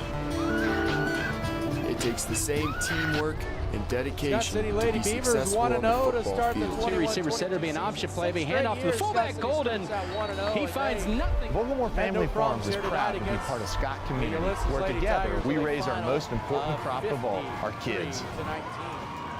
outscored the Lady Tigers in each quarter. That last one was Western State Bank 7-5 proudly in the supports Scott Community Clock High in the School fourth students quarter, and athletes as they 53-19 prepare for another great year of achievements. Just as our students prepare for another successful year, we encourage you to be prepared for whatever life may bring you. Stop in and talk to the knowledgeable staff at Western State Bank, whether it be a new home loan, financing for your business, or any one of our checking and savings account options. We're here to help you. Make sure to check out all of our internet banking options provided at WSBKS.com. Western State Bank, member FDIC. And as always, go Beavers. 53-19.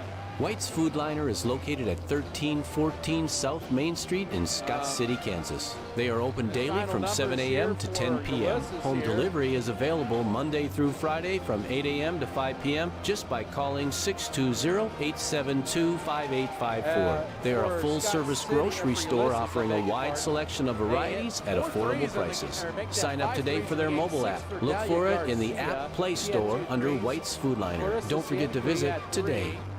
Candy Kenny also with a 3. Daisy Ballesteros actually at 5. She had the only 2-point basket, and Grace Murray had 2 on a pair of free throws in the second quarter for Ulysses. They had 21 turnovers, they had 14 defensive rebounds.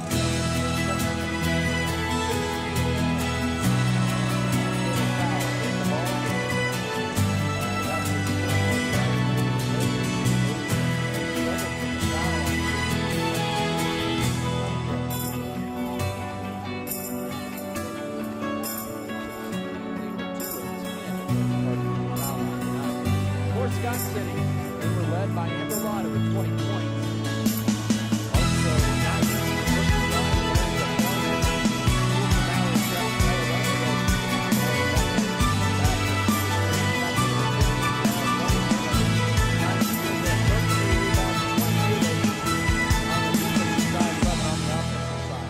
final 53. Is your dog ungroomed and smelly?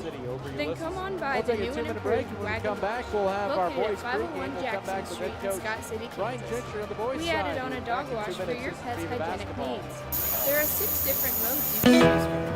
Shampoo, Are you a user? If not, First National Bank of Scott City wants you to be. I'm serious. Use Our mobile and online facilities are banking. regularly Not only can you look at your daily account history and spot fraud, you can also set alerts that will notify you of your account balance if it drops below a certain amount, notifications that your statement is The valuable, dedicated and team even at when your Norder loan payment is due. Supply And is let's not passionate forget about online assisting bill our pay. It's one of the customers in biggest time and money achieving savers of maximum all. net Come check it return out per at First acre. National That Bank is of how Scott we City, define our member success. FDIC, and equal housing Through lender. unparalleled agronomic advice and best-in-class customer service, you can depend on us to do what is best for your operation. Ask them today about their spot-on service and how it can fill your needs. Norder Supply, plain talk, exceptional results. Scott County Lumber will have free refreshments and door prices. Deeply all rooted for in you, the their heart of valued Western customers. Kansas, So wake up Bugabore early Family this Saturday Farms and is head an to Scott efficient, County Lumber team-driven, for their customer appreciation goal-oriented sale. farming And don't operation forget, Power dedicated Tools to make hard great work, gifts moral for Dad. integrity, Scott County community Lumber, involvement, helping you and get it done environmental with excellence. sustainability. Our diverse and knowledgeable team utilizes cutting-edge technology to incorporate practices that increase the productivity and profitability of the land. The land we farm is our livelihood and our future. And they're looking forward to working with you For more than 65 years, Tetro has been the region's leader in intelligent, efficient, and budget-friendly plumbing and HVAC. Through pre-construction, intelligent construction services, commercial and industrial service, residential plumbing and HVAC service, the company's values of RED, of respect, excellence, and determination can be seen through everything we do. When you want Tetro plain talk commits with to exceptional provide results, reliable count on Norder services through Supply team to serve enrichment, you. With training, over 40 and years of technology experience to in be the the crop contractor's protection choice. business, the dedicated team at Norder Supply is passionate about assisting you in achieving maximum net return per acre by delivering unparalleled agronomic advice and best in customer service. That's how they define success. To serve you better, they have an aerial application service and do it all for a very competitive rate. Call them today at 620-872-3058. Norder Supply, plain talk, exceptional results. At American Implement, we know that our farmers and ranchers are getting up and going to work every morning to provide food, fuel, and fiber for the world. And even though time and technology keeps us constantly changing, one thing will always remain the same. We promise that we'll continue working right beside you. We appreciate all that you do for our country and our communities. From all of us at American Implement, thank you. And may God bless the American farmer and rancher.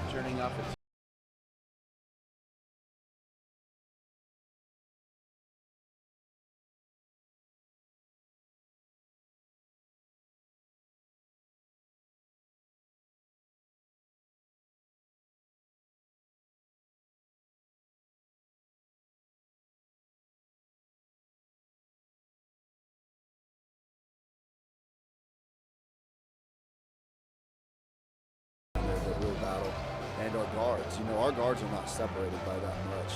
So all these guys are going to have an opportunity to get in there and show what they can do. It's an exciting time. Obviously,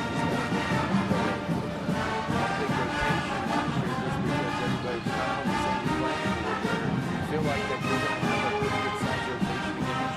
We'll have the opportunity for it. The way that I coach my coaches style is I'm not coming here to run rotations. I like it. But, with that said, foul trouble is part of that. Circle C Farms is family owned and operated. They offer a complete line of top quality farming services. Circle C Farms is now offering grid sampling and precision fertilizer applications. They have the right equipment for your job, and as always, they bring you tomorrow's technology to today's farming. So stop on by and visit with Steve and Ted about your needs, or just give them a call at 620-872-3299. Circle C Farms is a proud sponsor of the Beaver Broadcasting Network. Here to the season with Jace For Oak Thomas Heating and Cooling of Scott City, do you feel like is a that they're proud able to, are sponsor they of clear to Beaver play, I guess you could say? Yeah, they're clear. Brent and Angie take pride in helping our activities and support our students 100%. They can also help you with any heating and cooling needs that you have. He's still pretty stiff. Give Faroe Heating and Cooling a call at 620-872-3508 and see if they can help you with your needs today. 100% by any means, and the same with Austin. But outside of that, for the most part, but these guys didn't get the most out. They're not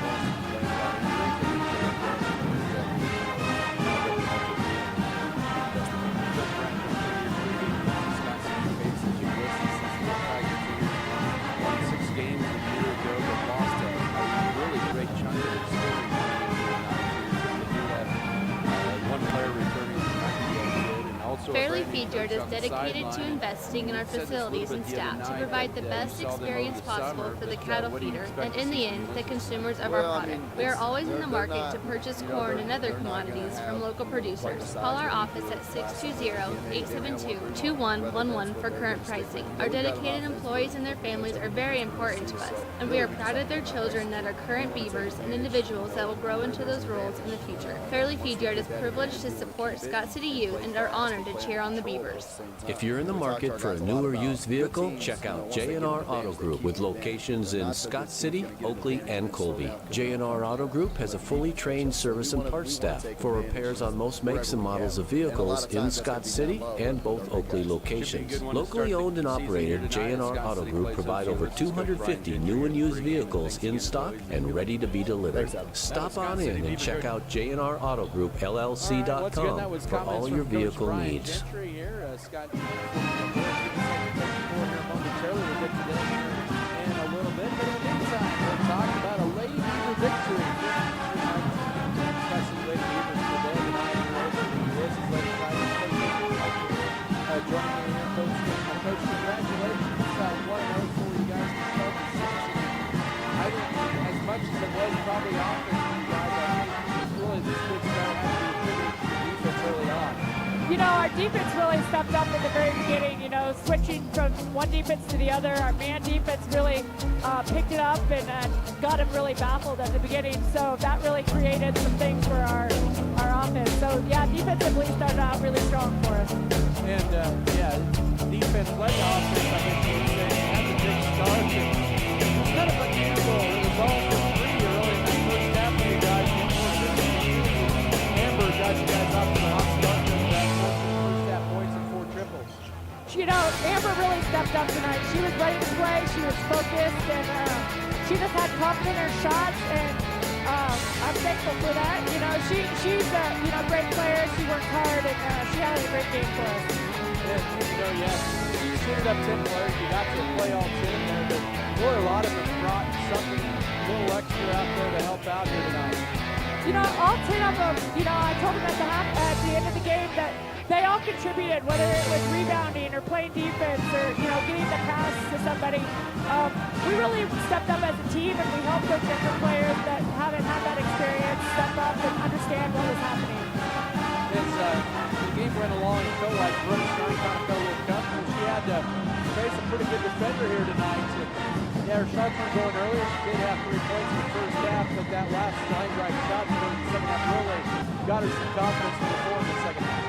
You know, first half they really stopped us on the inside. They were really Pro Health Chiropractic Wellness giving us Centers the of outside Southwest shot, Kansas and that was focuses on working for our overall guards. health In for the the second half, entire we body. started being able Dr. to James open it up Jaeger and strives get for it the into best the possible inside. health for his You know, patients the natural way. Whether you're looking working for hard back for us, pain relief, and, you know, she's got through that nice manual little or turnaround jumper computerized from the adjustments, top or of the through key, too. therapy.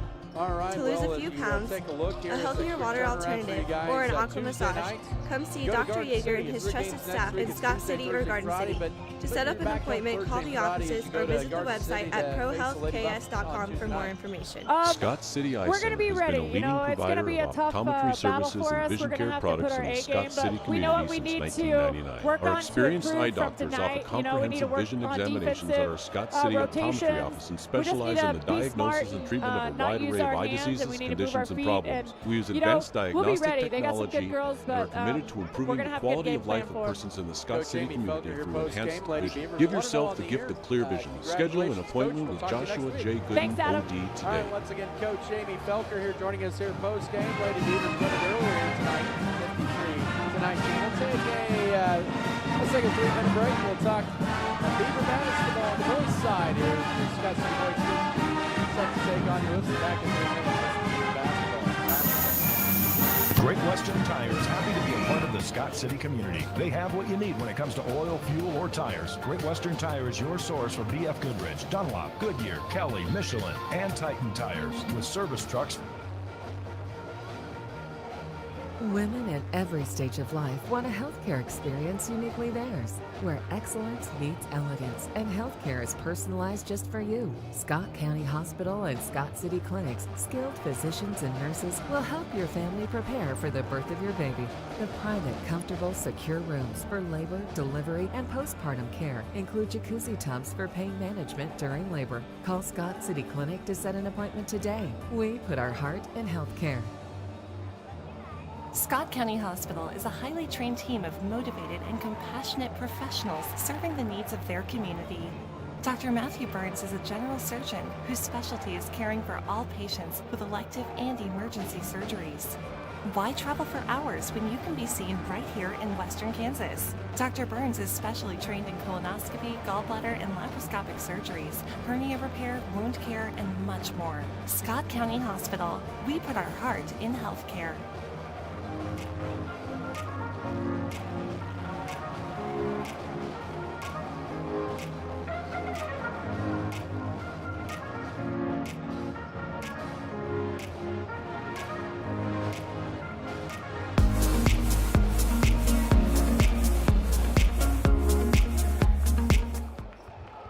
For exceptional service in real estate, put Stephanie Shapland at Shapland Real Estate to work for you.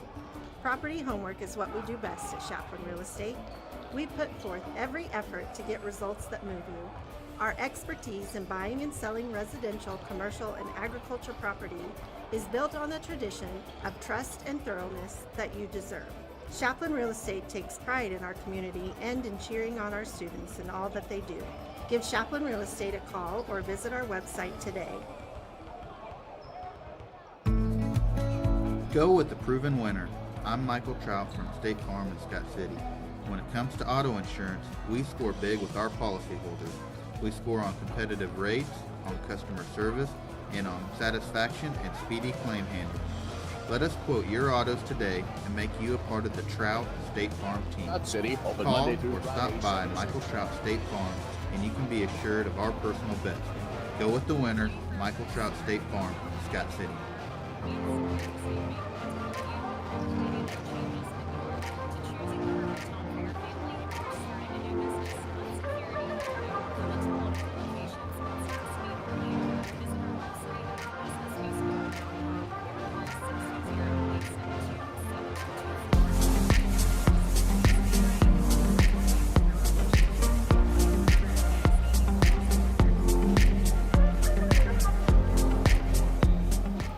At Turner Sheet Metal, our main goal is to enhance the comfort of your home while making sure that our customers are 100% satisfied. Need your furnace checked for the winter? Call us. Need your air conditioner cleaned for the summer? Our NATE certified technicians are the guys for the job. Turner Sheet Metal, your Bryant authorized dealer in Scott City, can also help you save up to 40% on your heating and cooling costs with a Bryant Evolution system. Call for a free estimate and let us help keep your family comfortable and safe. Turner Sheet Metal, South Highway 83 in Scott City.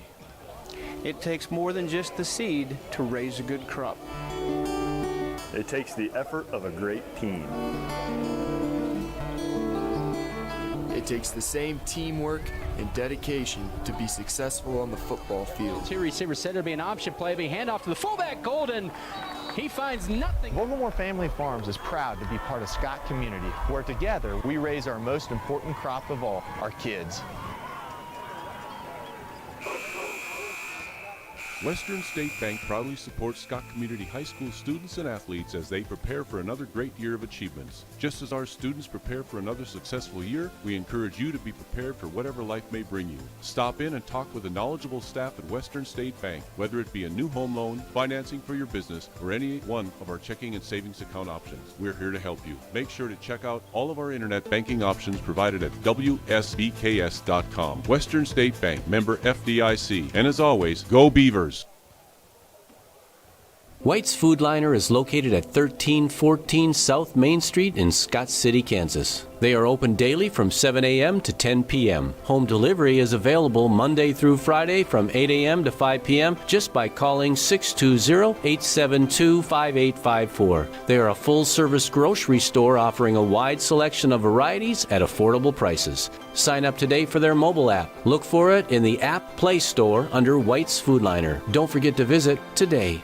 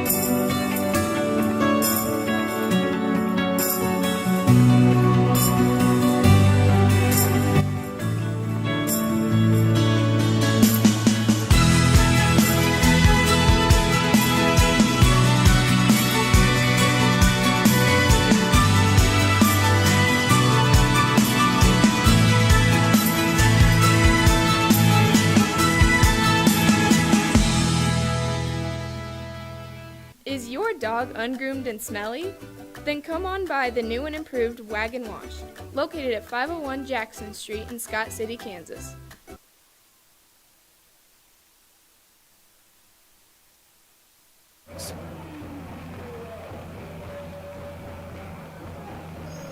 Preparation pays, on the field and in life. I'm Michael Trout with State Farm in Scott City. If something happened and you weren't here tomorrow, would your family be provided for? Life insurance is just the right thing to do, the way to be prepared. Stop by or give us a call at Michael Trout State Farm. We can work with you to find the best life insurance plan to fit your need or to make sure you have enough. This isn't something to put off another day. On the field of life, be prepared. Michael Trout, State Farm, Scott City.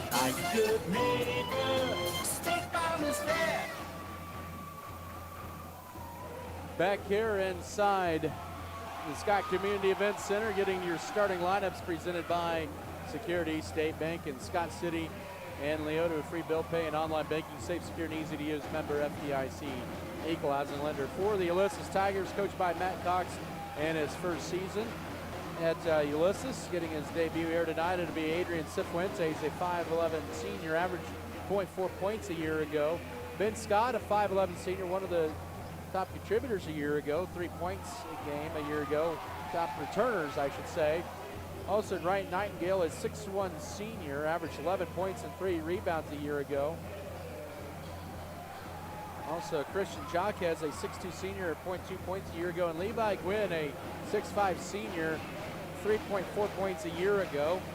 Adrian Cifuentes, Ben Scott, Wright Nightingale, Christian Jaquez, and Levi Gwynn for the Ulysses Tigers. For Scott City, coached by Brian Gentry in his 6th season, assisted by Joey Meyer and Drew Kite. It'll be Dylan Metzger, the 6-foot junior, 4.1 points 1.1 rebound a game. Austin Tone, the 6-foot senior, 2.4 points and 0.8 assists a year ago. Lawson Bailey, who was cleared for full activity the other day, is 6-foot junior at 4.7 points and 1.9 rebounds a game. Ronnie Weathers, for the first time in 2 years back in the lineup, 6'3" senior, 5 points and 3.6 boards. And Carter Gooden, a 6'4" senior, 5.3 points and 5.4 boards a year ago. Dylan Metzger, Austin Tone, Lawson Bailey, Ronnie Weathers, and Carter Gooden. Keys of the game presented by State Farm agent Michael Trout, where you go with the proven winner. When it comes to insurance, they score big with their policyholders. Keys for Scott City: keep the energy. They have had a lot of energy in their practices leading into tonight, and keep that energy. Second key is believe in yourselves, believe in your shots, believe in what you've done in practice. Those are your keys of the game presented by State Farm agent Michael Trout. Ulysses in the road black uniforms with white numbers and letters and orange trim. Scott City in those home white uniforms, lighter blue numbers and letters, dark blue trim, and it'll be Ronnie Weathers and Levi Gwynn to tip center circle. And this season's underway, re-tip, and it's not pinballed around, and Weathers ends up with the ball off a couple of deflections, and the season underway. Ulysses opens up man-to-man defense. It's Dylan Metzger up top to Carter Gooden, lob into Weathers, who's double teamed, gets it stripped out of his hands. We're going to get a tie-up, and it'll be a turnover. You almost don't recognize Dylan Metzger out there. He cut off a good chunk of his hair after football season, and I was watching one of their practices like, who is that? But that was Metzger. But first possession for Ulysses. No score, 22 seconds into the season. With it is Ben Scott, the top returners from a year ago for Ulysses. To Ryan Nightingale, guarded by Lawson Bailey. Scott City goes man-to-man. Nightingale left elbow wide right, and it'll go out of bounds to Scott City. 7:25 here in the first, just underway, no score. Ulysses opens up a man-to-man full court pressure. With it is Austin Tone, now Lawson Bailey. Now double team needs help. He's going to be called for a walk, and 2 Scott City turnovers here early going. So the pressure by the Tigers giving Scott City some fits here in the first minute of the ball game. Still no score. Both teams now with 2 possessions. Scott City has yet to attempt the shot. Ulysses went 0 for 1. Nightingale with the ball, guarded by Lawson Bailey, who's got that knee brace from a knee injury in football season. Right side to Christian Jaquez, lob to right side, cutting Cifuentes right lane line, but cut off, and now high to Nightingale. First minute of the ball game, no score. Right wing now to Adrian Cifuentes, back up top it goes.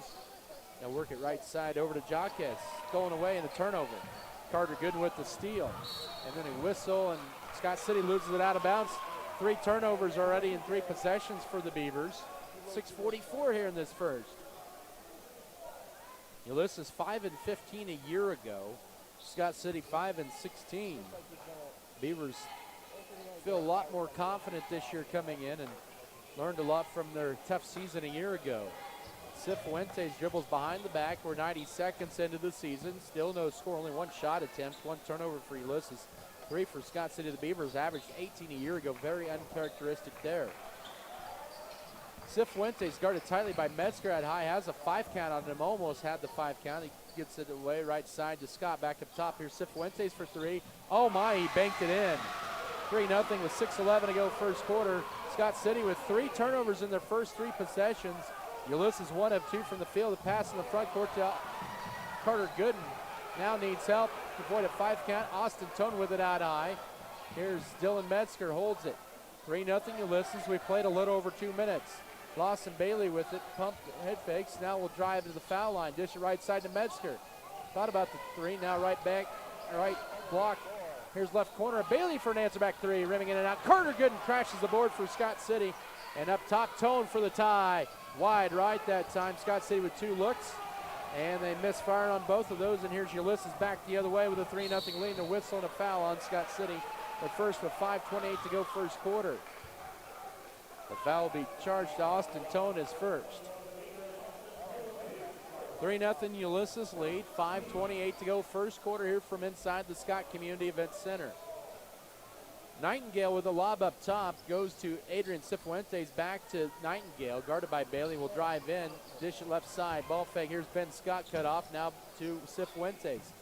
Guarded by Metzger up top. Here's Nightingale 3, bounces off, and whistling a foul off the rebound on Ulysses.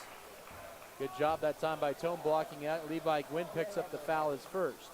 Both teams with a foul apiece.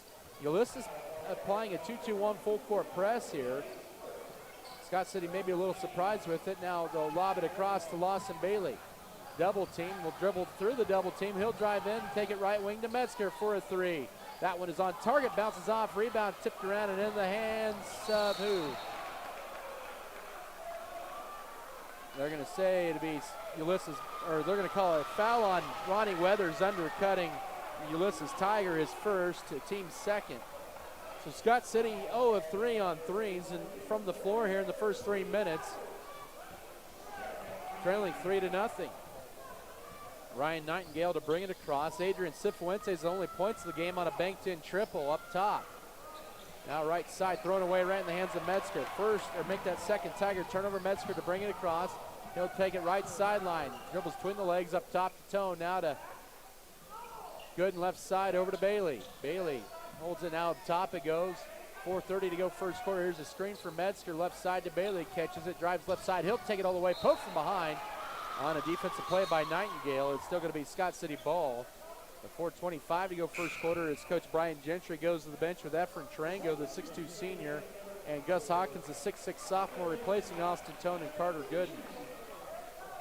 It's a big rotation with 6'3", 6'4", and 6'6 around the post. Backside, here's Weathers, his jumper. His short, left it short there on the right side, just outside the lane line. Ulysses brings it back halfway through this first quarter, and a runner fadeaway short that time for Nightingale. Rebound to Weathers. Now lets it right to Lawson Bailey. Still 3-0 Tiger lead into Hawkins. He's almost walked with it, goes up, banks it. Oh, that went too strong halfway in and out, and Ulysses the rebound and a timeout for Ulysses. A 30-second timeout, the 4:05 mark of the first quarter. Scott City's had some good looks here, but just cannot get the ball to bounce in for whatever reason. Basketball here presented by Precision Ag and Seed, Our Brothers Auto Body Mechanic, Richards Financial Services, Road Beat Green Agency, Scott City Ice Center, Scott City Pharmacy Giftologist, also Scott Community Foundation, Scott Cooperative Association, Scott County Fitness Center, Scott County Hospital, Scott County Record, also Scott Pro, Security State Bank, Spencer Pest Control, State Farm Insurance, Stevens Veterinary Services. Scott City down 3-0. They're 0 of 5 from the floor here, 3 turnovers here. Ulysses is 1 of 3 from the field with 2 turnovers here at the 4:05 mark of this first quarter. The Tigers into the front court out of the timeout to Ben Scott, now driving right side, pull up Nightingale, hits it. Guarded shot, 5-0 midway first quarter, 3:54. Scott City really struggling to find some holes early on here. Lawson Bailey draws the foul on Ben Scott on the blocking foul, working his way around the double team. His first, team second. The Beavers 0 of 5 from the floor, 0 for 3 on threes, and 0 of 2 on 2-point baskets. Ulysses is 2 of 4 from the field here. Bailey with it. Scott City trying to get on the board, trying to get into Gus Hawkins. Splits the defenders, goes up with a power dribble, goes up and scores it! Muscles his way in for the basket and one. With 3:33 to go first quarter, team foul number 3 on Ulysses. Foul charge to Adrian Cifuentes, his first. Hawkins 47% at the line a year ago, hits the free throw. He has first 3 points of the year for the Beavers. Ulysses has brought in Daniel Mendez, a 5'7 sophomore, as Ben Scott drives in and you whistle, and we got a push on the Beavers. Their 13th foul with 3:25 to go first quarter.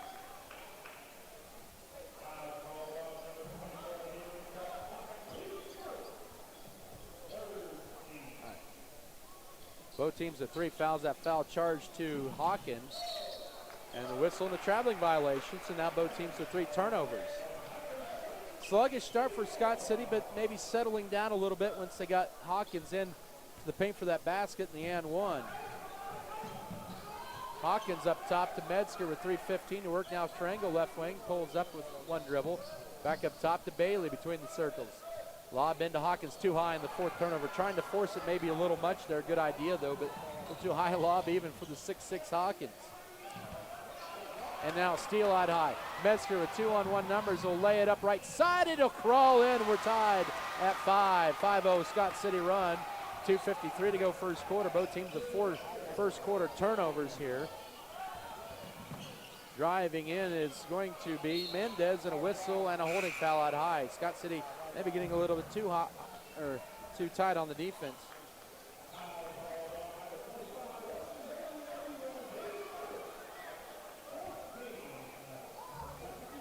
Foul on Lawson Bailey, his first 14th foul. In is going to be Austin Tone and Carter Gooden for Scott City. Ronnie Weathers and Lawson Bailey will check out for the time being with 2:40 to go. Nightingale drives in a whistle and another hand check. That's the team 15th foul. So they're calling this boys game a little tighter than the girls. And Scott City picks up their 15th foul of the half as Tone picks up foul number 2. And now that'll send in the senior Alex Rodriguez making his varsity debut, the 5'10 senior. For Tone, who now have to check out with 2 fouls.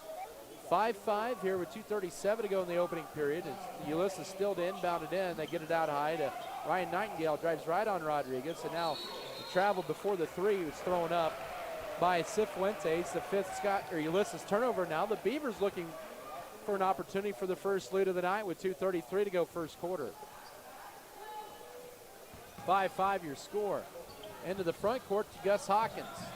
Hawkins holds it. Now stripped of it, and he gets a holding foul. Team foul number 4 on Ulysses.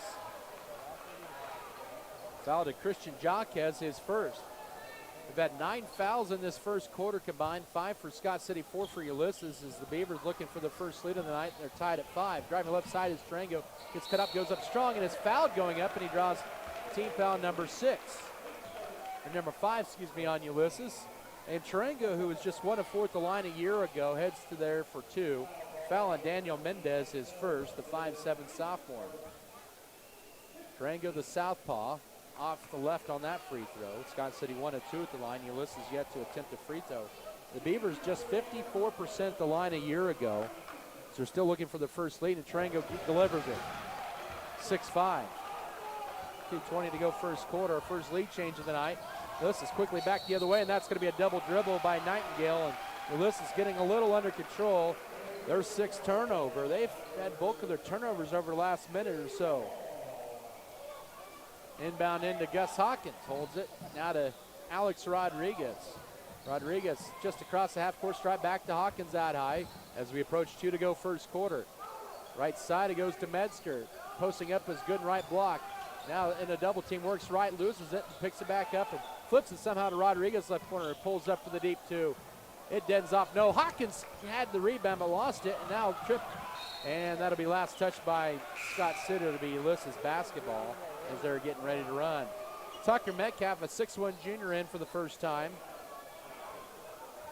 for Ulysses. So both teams going at least 2 deep into their bench. Scott City has played 8 in the first quarter. Bounce pass still with it in the backcourt of Cifuentes. Ball thrown away. Scott City forces turnover number 7.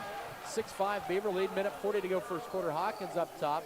Now to Metzger, deep left side. He'll try one from way downtown. That bounces off, and the rebound backside to Ben Scott for Ulysses. He'll push it across right to left here with minute 25 to go first quarter. 6-5 your score.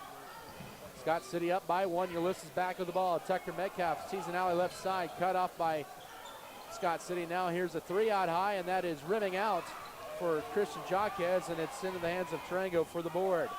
70 first quarter seconds remain. Tarango to the front court, lobbing it into Hawkins through a double team, and it's a turnover forced at that time. 5th Scott City turnover.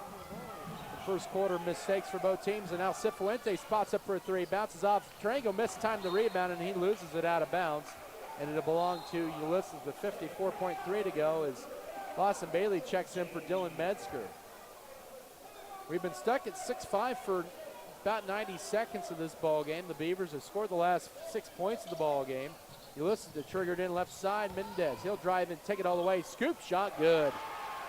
Around Carter Gooden. 7-6 Tigers, 48 seconds to go first quarter. Our second lead change of this period. That ends the 6-0 Scott City run. Hawkins with it now to Carter Gooden. He'll take it right baseline to Alex Rodriguez. Rodriguez double team now to Gooden right block. Cutting in, maybe thought cutting into Hawkins, and back-to-back Scott City turnovers. Had a great idea. Transition layup is no good, and a foul. Lawson Bailey will foul for the second time. Team foul number 6 on Scott City with 29.5 seconds to go first quarter.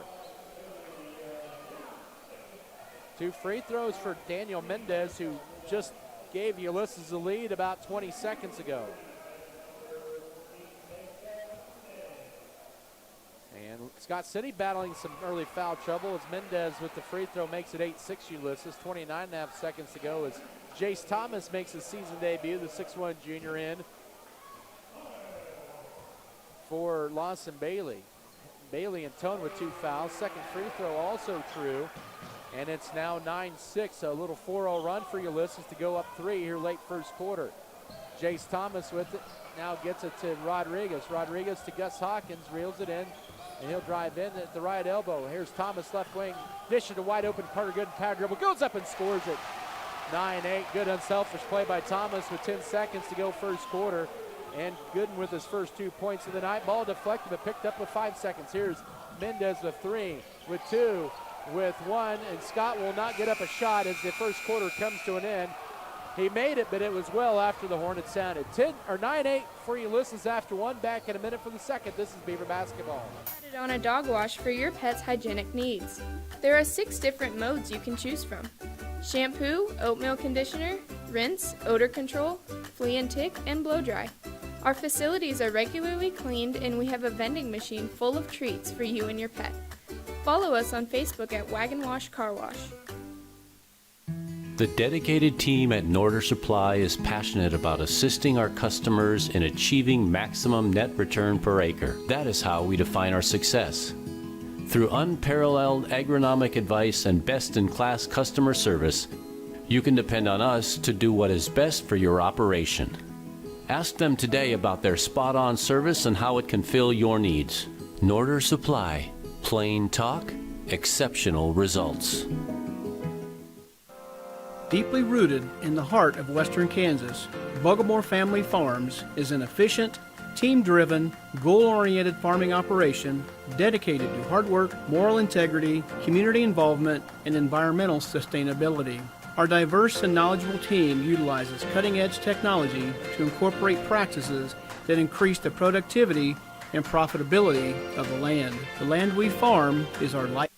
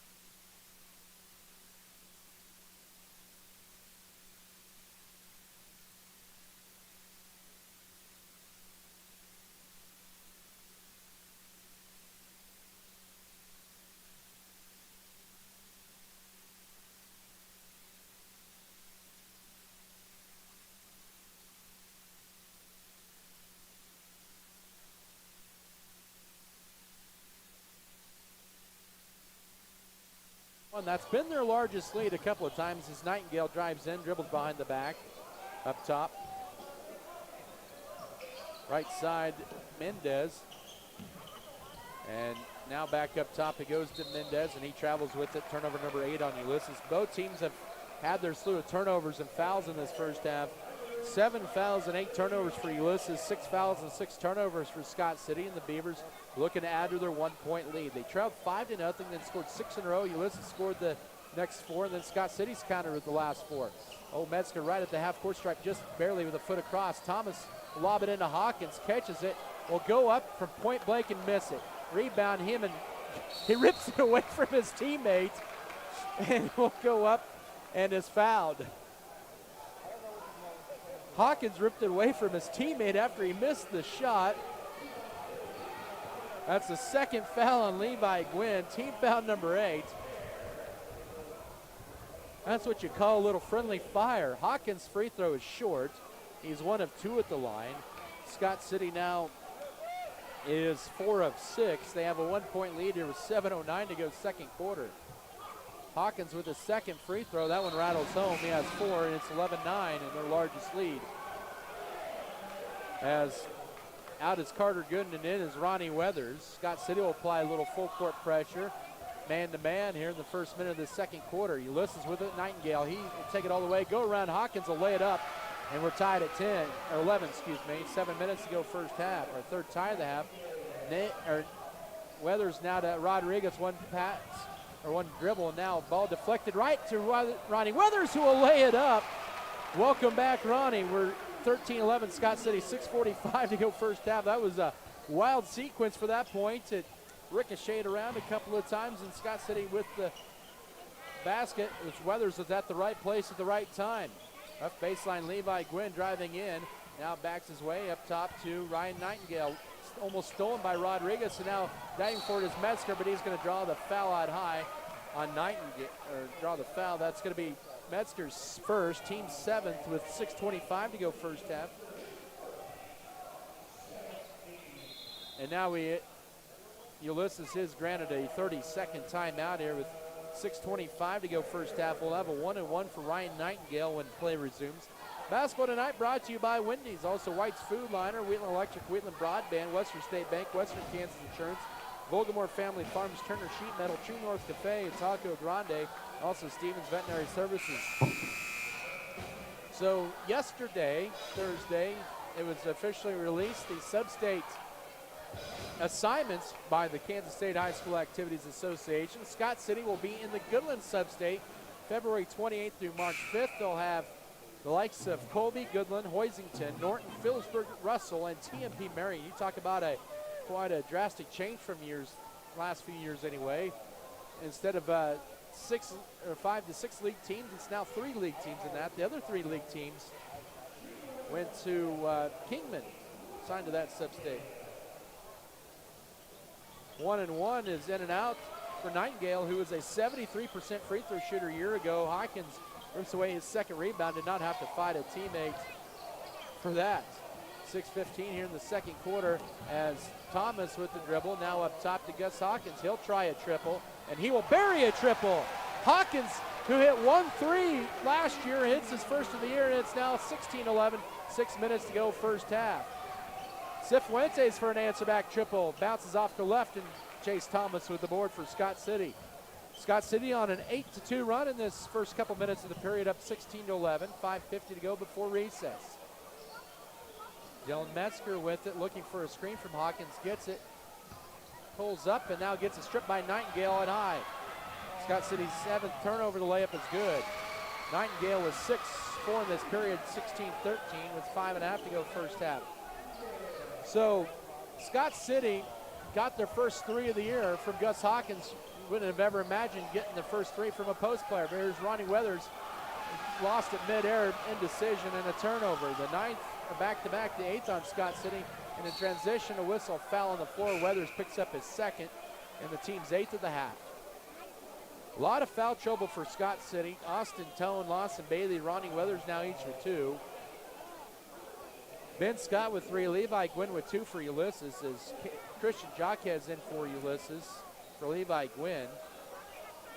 That'll be a 1-and-1 for Ryan Nightingale. Scott City up by 3 with 5:14 to go second quarter. The Beavers also bring in Carter Gooden, Austin Tone, as well as Efren Tarango. The 1-and-1 is good for Nightingale. Will get the bonus. He has all 5 of the points in this period. It's 16-14 with 5:14 to go second quarter. Second free throw is perfect as well for Nightingale, and back to a 1-point game. Full court pressure still applied by Ulysses. Scott City with the ball up by 1. They need to get it across the board. The 10 count they do to Gus Hawkins. Holds it out high. They'll put it on the floor once. Lobs it into Gooden. Gooden catches it, flips it up. No. Tried to get his own rebound. That's last touched by Ulysses, or Scott City, and it's going to be Ulysses' ball. Gooden had a chance to retrieve the rebound, but he thought it was going to be off of a Tiger. Now Ulysses on a 5-0 or 4-0 run with a chance to retake the lead. We've had 3 ties and 3 lead changes in this half. 4:48 to go, second quarter. Ulysses ball down one at 16-15. Left side to Daniel Mendez. He has 4 points off the bench for Ulysses. Drives in.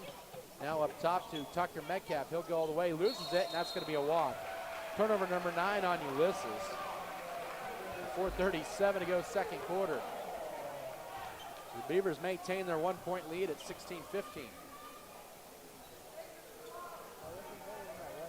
With it is Metzger. Now Ulysses backs off a little bit on their pressure. Tone will find Gus Hawkins, and he's going to be over and back for the 9th turnover of the half.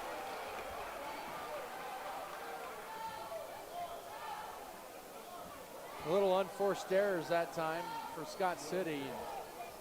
Back it goes to Ulysses at 16-15 Beavers. Right side up top to Tucker Metcalf. Man-to-man defense for Scott City. Now cutting, good defense by Tone, forcing the Tigers into their 10th turnovers. They try to get a cutting Cifuentes to the basket. Midway point, second quarter up top. Hawkins turns down the three, right side to Efren Trango. High-low into Carter Gooden, catches it. Has great position. Pump fakes, goes up, a foul on the floor. It'll be team foul number 9 on Scott City. That was a good lob in by Efren Trango on the entry feed to Carter Gooden, who's back at the line, who has 4 points in the half. Second foul on Christian Jaquez, so 3 players for both sides, each of the leagues 2. Ben Scott picked up 2 fouls in about 3 seconds.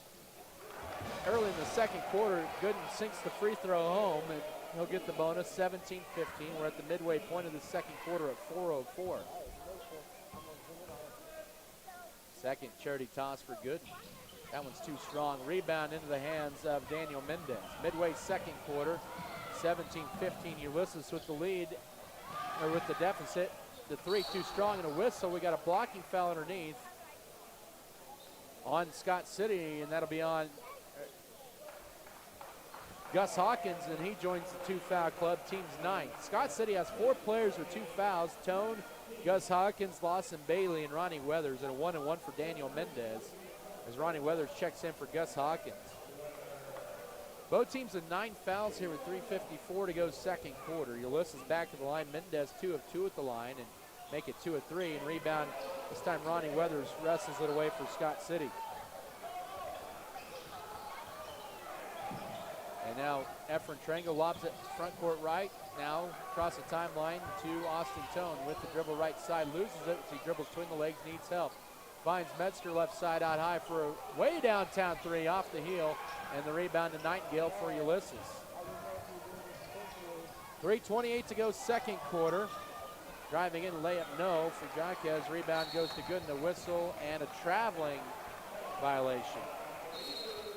Timeout for Coach Brian Gentry. It's a 30-second timeout. We'll keep it right here. With 3:23 to go second quarter. It's at 17-15 for Scott City.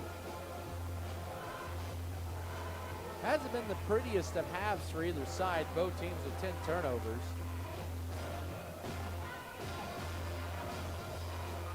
And Scott City the boys will play 2 in a row here as well next week, Thursday and Friday night. They get Coronado at home on Thursday. Life Prep out of Wichita on Friday. They used to be Wichita Word of Life, if you remember them from a few years ago. Scott City played them. And then Saturday, it is going to be at Garden City facing the Liberal Redskins. Ulysses will head up to the Amos Morris Classic in Russell. They will face Phillipsburg on Tuesday, and then either Central Plains or Smith Center on Friday. Out of the 30-second Scott City timeout with 3:23 to go second quarter. Here's a 3 in the corner, short for Nightingale. Rebound Ronnie Weathers, and then a reach-in foul by Daniel Mendez, and he has 2, and that's the team's 10th. Good rebound by Weathers. He will look to add to his 2-point first half so far. He'll get 2 free throws. So Daniel Mendez with 2. Ben Scott has 3. Mendez, Christian Jaquez, and Levi Gwynn each with 2 fouls for Ulysses. Both teams with a bunch of foul trouble in the first half, as Weathers, who is 12 of 24 at the line as a sophomore, makes it an 18-15 Scott City lead with 3:17 to go first half. Bailey in for Austin Tone, and Armani Isak got a little excited. Did not go all the way to the scorer's table to check in. The 6'2 sophomore replaces Daniel Mendez. It is an 18-15 Beaver lead here with 3:17 to go second quarter. second free throw for Weathers is good as well. He has 4 all in this quarter, 19-15 Scott City.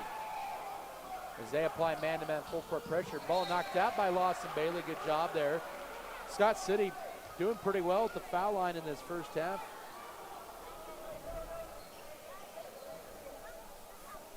4 of 6 in the quarter, make that 6 of 8. They are now 8 of 11 in the first half as they force a turnover. 10th, make that 11th turnover in the first half by Ulysses. Scott City with a 4-point lead in the ball. Have led by as many as 5. Weathers goes up strong, leaves it short underneath, and the rebound goes to Ulysses, and that's going to be a double dribble. And a turnover.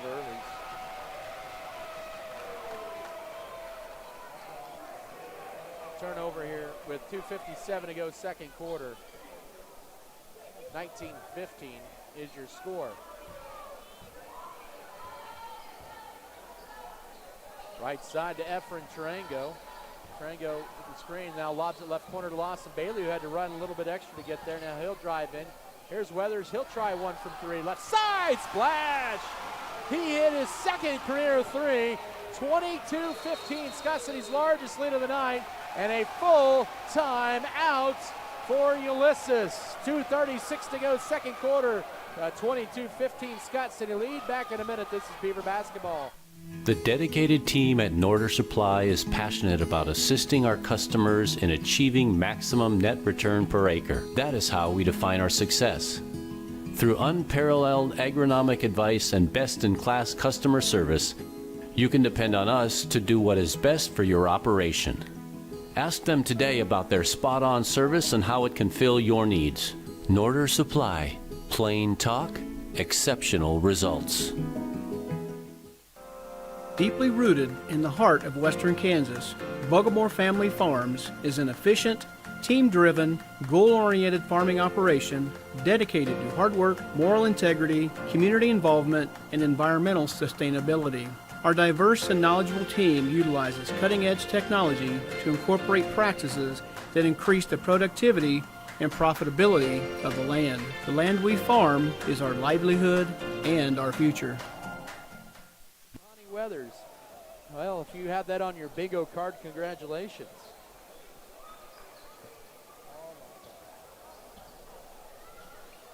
I think there's some confusion on the timeouts. I have Ulysses with 2. They have 3 on the board.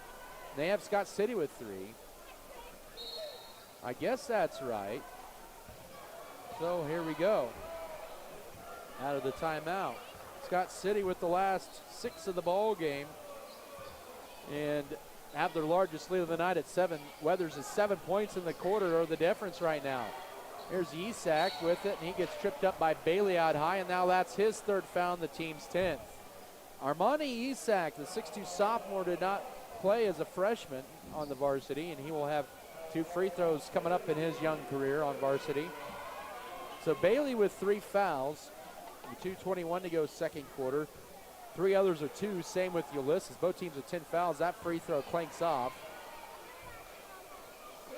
They are 2 of 5 are the Tigers in this quarter. 4 of 7 for the half.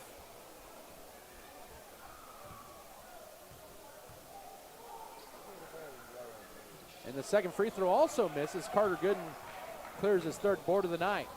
7-point Scott City lead, their largest of the night. 2:10 to go before halftime. Efren Tarango front court left with the basketball. Now up top to Carter Gooden. Right side to Metzger. Now it goes to Alex Rodriguez. Looking to lob it in, but can't. Here's Efren Tarango. The southpaw scores up for a triple, misses it wide left. And the rebound goes to Ulysses into the hands of Christian Jaquez. A minute 55 to go first half. Now up top, here's Nightingale for 3. Off to the right, Weathers. It's his 4th board of the night for Scott City. Outlet right to Rodriguez, looking down the floor to Carter Gooden, catches it, holds it. Now one dribble it and hand it off to Rodriguez, who steps back. Out high left to Metzger with a minute 35 to go second quarter.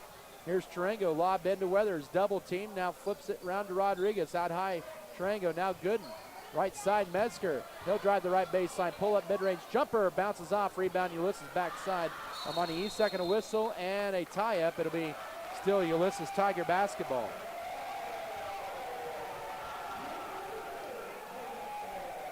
5 Scott City Beavers have scored in this first half. Ulysses with the ball. They've only had 3 players score. Scott City on a 14-6 run in this second quarter, lead it by 7 as we're down to 75 first half seconds remaining, and a whistle, and that's something. Some ball came out of the stands. It looked like a rubber ball.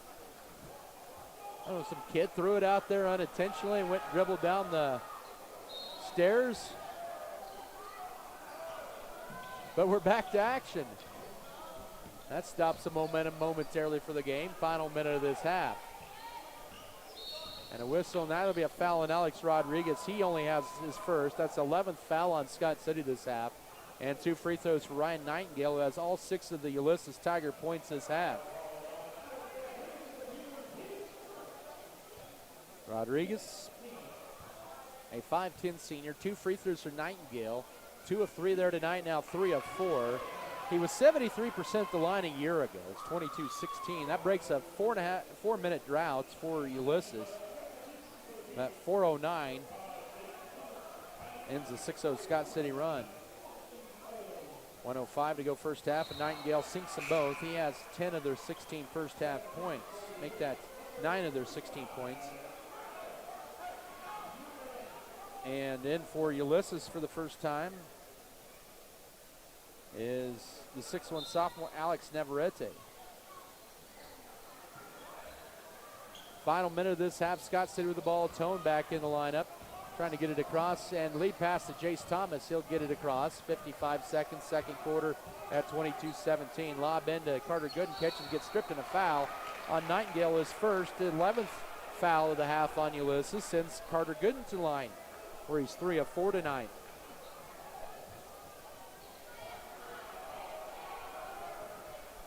Both teams have cut down somewhat on the turnovers in the second quarter.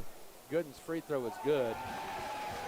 He has a half a dozen, 23-17, 50.4 here before halftime. Second charity shot, that's off the back iron. Rebound ripped away by Ronnie Weathers. Had to rip it away from Thomas that time. And now with it is Metzger with 40 seconds to work first half. Into Gooden now up top to Metzger. He'll try a deep 3. Can he get that one to go? He will not. Rebound Weathers. Oh, they're going to call him for a foul over the back. That's his third with 37.3 to go. And that'll be team foul number 12 on Scott City. So the Beavers now with 2-3 fouls. Lawson Bailey and Ronnie Weathers.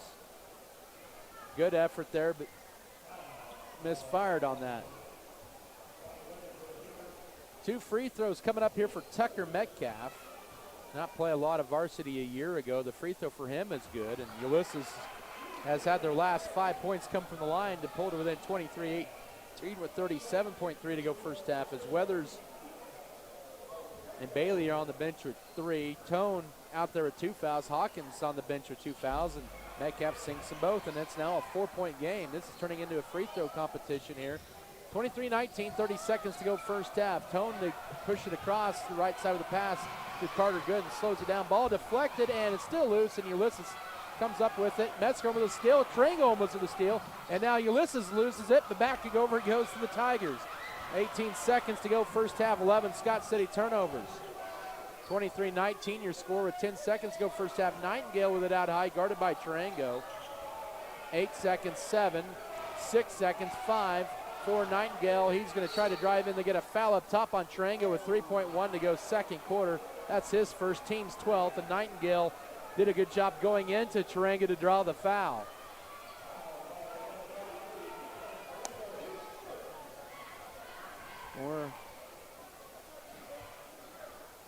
This will be the 10th and 11th attempts of the half for Ulysses at the line, and the free throw in and out for Nightingale. 3.1 to go second quarter. Scott City has not hit a field goal for a while. Second free throw is good for Nightingale. Makes it 23-20. 3.1 to go first half with 1 second. Here's Metzger, half-court heave. He's got a chance, and he almost banked it in off the lip of the rim. Scott City with a 15-11 second quarter run as they lead it at the break, 23-20 over the Ulysses Tigers. Halftime to commence in 3 minutes. This is Beaver basketball.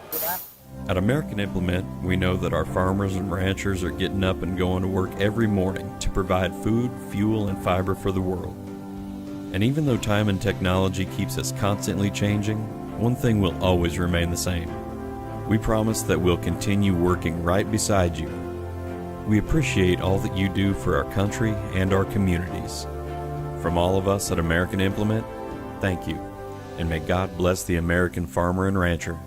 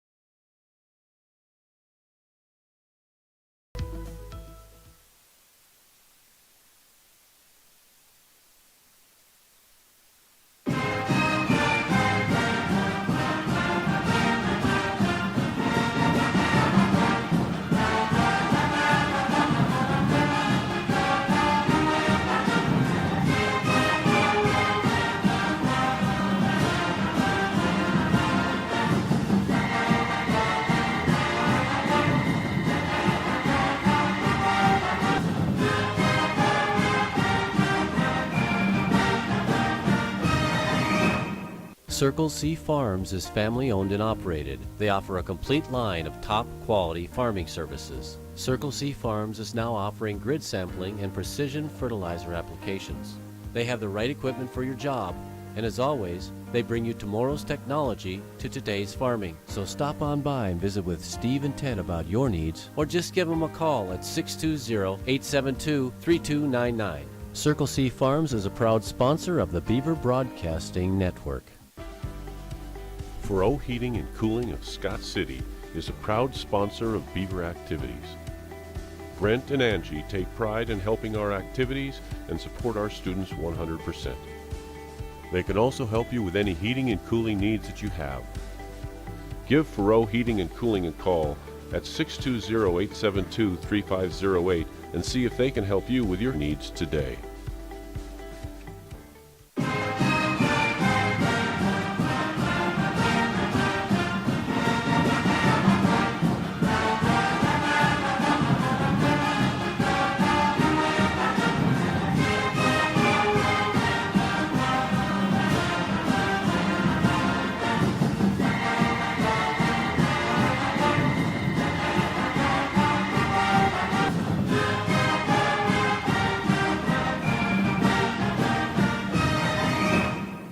Feedyard is dedicated to investing in our facilities and staff to provide the best experience possible for the cattle feeder and, in the end, the consumers of our product. We are always in the market to purchase corn and other commodities from local producers. Call our office at 620-872-2111 for current pricing. Our dedicated employees and their families are very important to us, and we are proud of their children that are current Beavers and individuals that will grow into those roles in the future. Fairleigh Feedyard is privileged to support Scott City youth and are honored to cheer on the Beavers. If you're in the market for a new or used vehicle, check out Lady Beavers winning earlier tonight. They got a running clock in the fourth quarter and ended up winning 53-19. Scott City trailed 5-0 to begin this ball game, and then went 6 in a row. Ulysses went 4 in a row. Scott City pulled to within 1 at 9-8 after the end of the first quarter. The Beavers would score the first 3 points. They never trailed in the second quarter after they took the lead at 10-9, just seconds into the second frame. They led by as many as 7 at 22-15, but a little 5-1 run over the final minute of the half for Ulysses pulled the Tigers to within 23-20, and they did not hit a field goal for the final 5.5 minutes of the first half. Scoring for Ulysses, they were led by Ryan Nightingale. He had 11 points. He had 9 of their 11 in that second quarter. Tucker Metcalf had the other 2 on 2 free throws. Daniel Mendez had 4. That's the scoring in the first half for the Ulysses Tigers. They had 11 fouls. They also had 12 turnovers, 9 steals, 11 defensive rebounds, no offensive boards. So Scott City's done a good job on the glass here, but the 11 total rebounds. For Scott City, they were led in the first half. Ronnie Weathers and Gus Hawkins, 7 apiece. And they're also a couple that had the only threes in the half for the Beavers. 6 for Carter Gooden. 2 for Dylan Metzger and 1 for Efren Trengo on the first quarter free throw. The Beavers had 13 fouls, but they had 11 turnovers in the first half.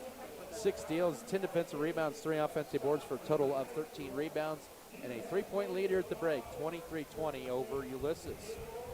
We'll step aside. We'll take about a 2-minute break. We'll come back with the rest of your first half stats and get you set up for the second half as well. This is Scott City Beaver basketball. If you're in the market for a new or used vehicle, check out J&R Auto Group with locations in Scott City, Oakley, and Colby. J&R Auto Group has a fully trained service and parts staff for repairs on most makes and models of vehicles in Scott City and both Oakley locations. Locally owned and operated, J&R Auto Group provide over 250 new and used vehicles in stock and ready to be delivered. Stop on in and check out J&R Auto Group LLC.com for all your vehicle needs.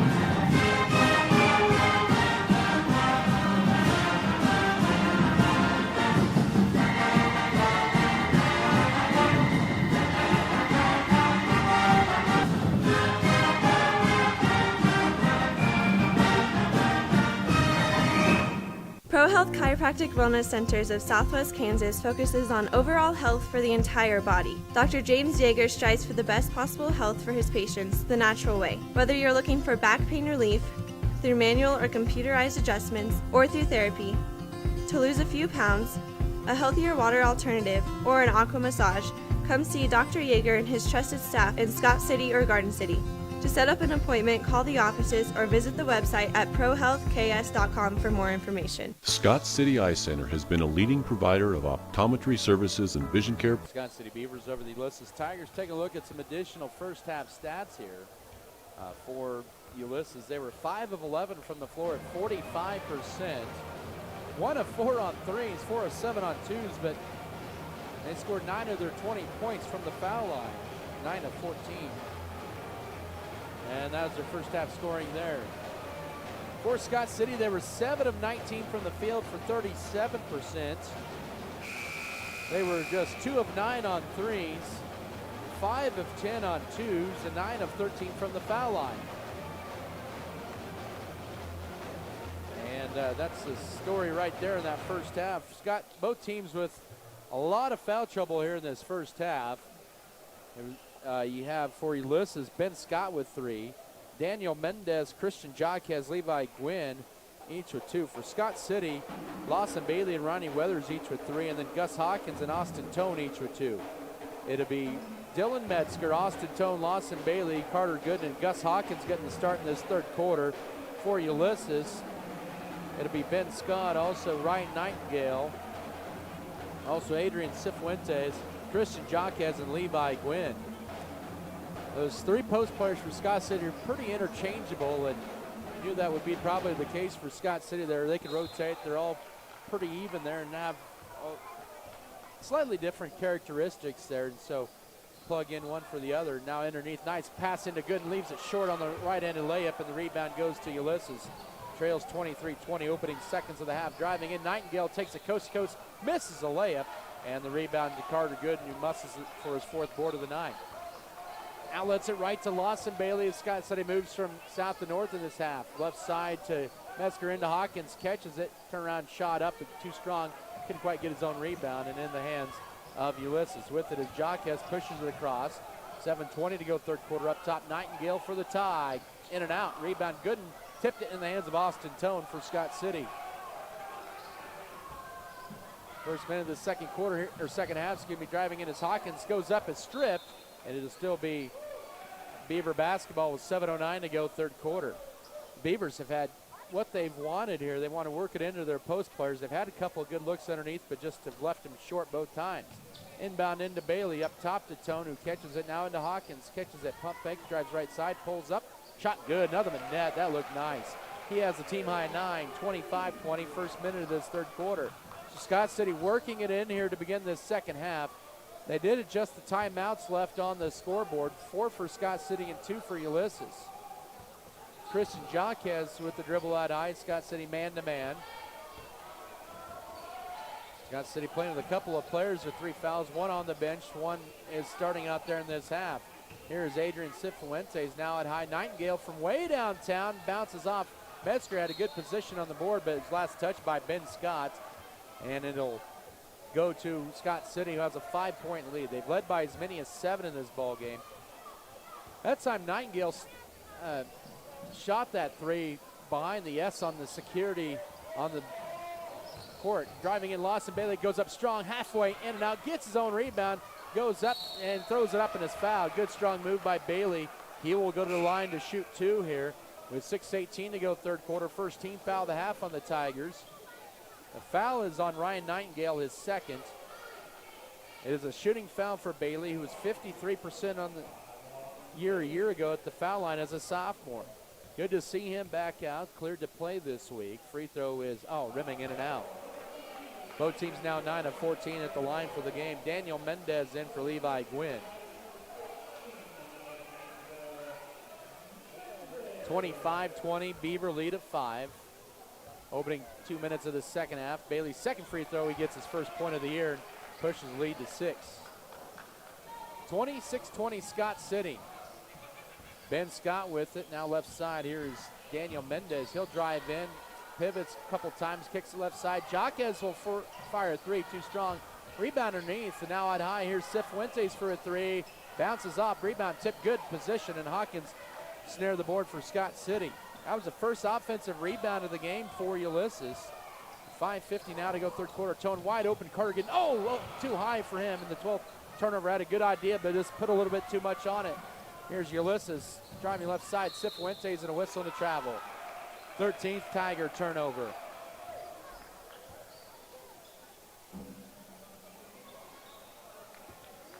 .541 here in this 3rd frame. Scott City lead at 6 with the ball at 26-20. Tone with it now to Lawson Bailey. Couple of dribbles, now throws it away, trying to get it across court. Here's Ulysses pulling up. Maybe getting away with the walk. The shot too strong. Follow up, no, and a foul. And Bailey picks up foul number 4. 5:26 to go, 3rd quarter.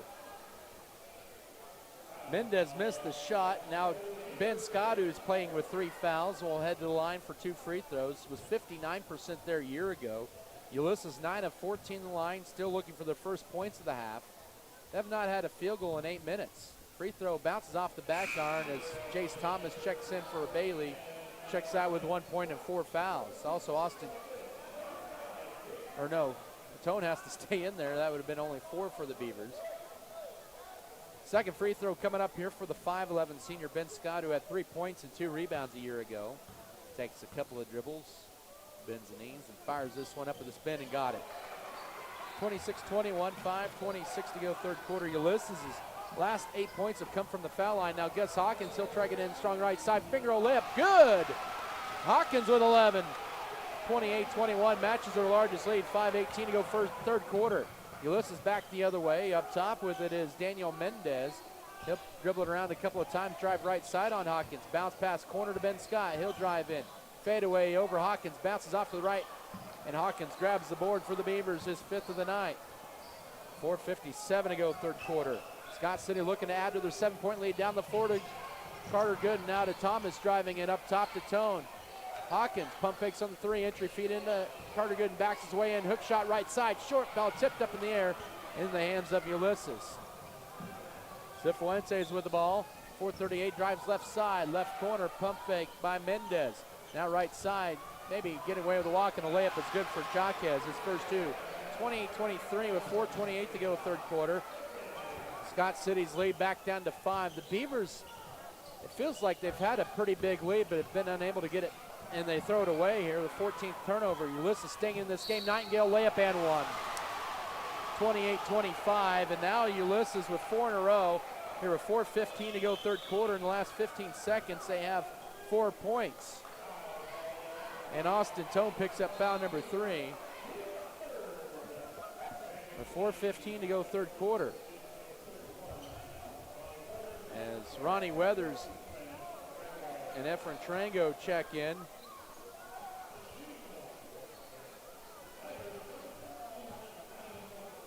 The free throw is on the way, and that is good. And makes this a 29-25 or 28-26 game. So you listen to 5 quick points here as we're near the midway point. Now Scott City's push. We got a pushing foul. Hawkins draws the push on Christian Jaquez with 4:09 to go, third quarter. His third foul, team's 2nd of the half, and that's a break for Scott City. Hawkins trying to grab the ball as it went out of bounds. So 5 in a row for the Tigers over the last 20 seconds, and they have pulled it within 2. Scott City feels like they should be leading more than this, but have been unable to put them away. Entry feed in to Hawkins, double team. Now will back his way in. They're going to call him for a charge. I don't know what you can do when you're a big man and a good move like that. And now Hawkins picks up foul number 3 and team foul number 3 of the half with 3:56 to go, third quarter. A tough call against Hawkins. He was just trying to muscle his way back in, but it's almost at times like this taller guy is 6'6", is at a disadvantage when he tries to muscle his way back. Unfortunately, it goes to Ulysses, and they have a chance to tie or retake the lead. They've scored the last 5 of the game. And now here is Nightingale. He'll drive in and miss the layup, and the rebound to Ronnie Weathers for Scott City. Beavers save the lead for the time being. 3:40 to go, third quarter. Metzger trying to bring it across, does so to Efren Trango. He'll bring it, push it further, and he's fouled from behind. Team foul number 3 on Ulysses in the half. The foul is charged to Daniel Mendez, his 3rd. We've had a lot of 3 fouls for a lot of these players tonight, both sides. 3.5 to go, third quarter. Scott City lead at 2, and whistle official timeout. And that allows a sub in for Ulysses. Tucker Metcalf in for Daniel Mendez. So Ben Scott, Daniel Mendez, Christian Jaquez with 3 fouls for Ulysses. Scott City has Austin Tone, Gus Hawkins, Ronnie Weathers with 3, and Lawson Bailey with 4. Entry feed into Gooden, backing his way in. Hook shot right side, bank shot too strong, and the rebound goes to Ulysses. In there is Hayden Graber, a 6-foot sophomore with that rebound. Nightingale lays it up right down Broadway and ties it at 28. 3:16 to go, third quarter. Our 4th tie of the game, the 7-0 Tiger run. And a whistle and a travel. Scott City's 16th turnover. 2-minute drought here for Scott City and Ulysses. Nightingale with 5 of those 7 points in a row, and they have an opportunity to take their first lead since the end of the first quarter. 3:10 to go, third quarter. Right or left side to Cifuentes. Up top now to Hayden Graber. Right side to Nightingale, trying to take this game over. He'll pull up from the foul line. Shot is blocked. A lot of contact, no foul, and the rebound goes to Dylan Metzger. Scott City may have gotten away with a foul there. We're tied at 28 here with under 3 to go, third quarter. Good and bounce pass now to Chase Thomas. Lobs it in to Weathers, and he gets hacked by Hayden Graber, his first, team's 4th of the half.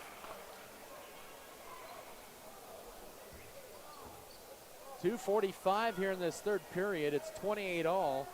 Ulysses with the 7-0 run over the last 2 minutes. Lob backside to Gooden, catching, powering his way in, goes up strong, and it draws the foul. And Nightingale, his third foul, team's fifth, and Carter Gooden to the line to shoot 2. He has 6 points on the night, is 4 of 6 from the line. It might be one of those where it's survival of who's left on the bench, who has the deeper bench.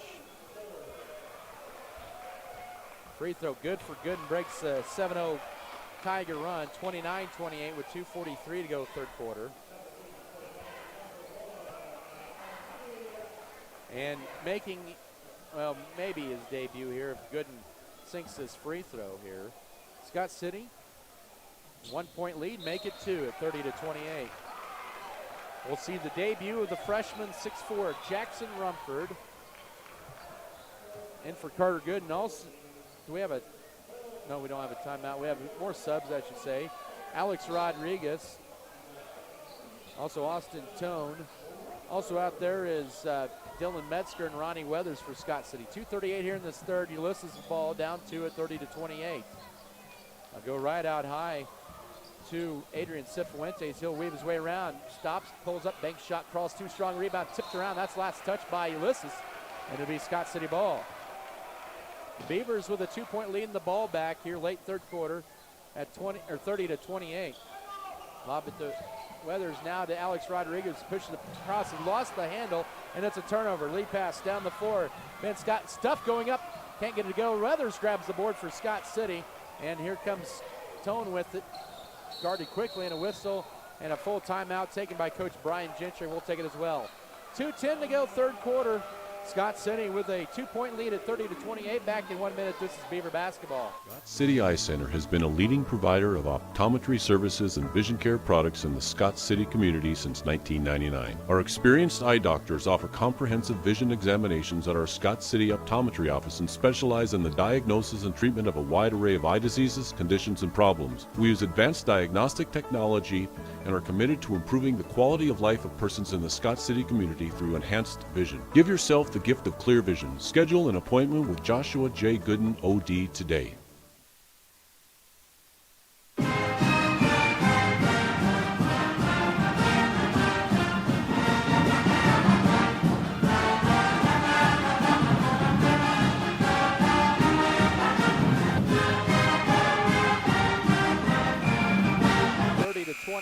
The Beavers led 28-21.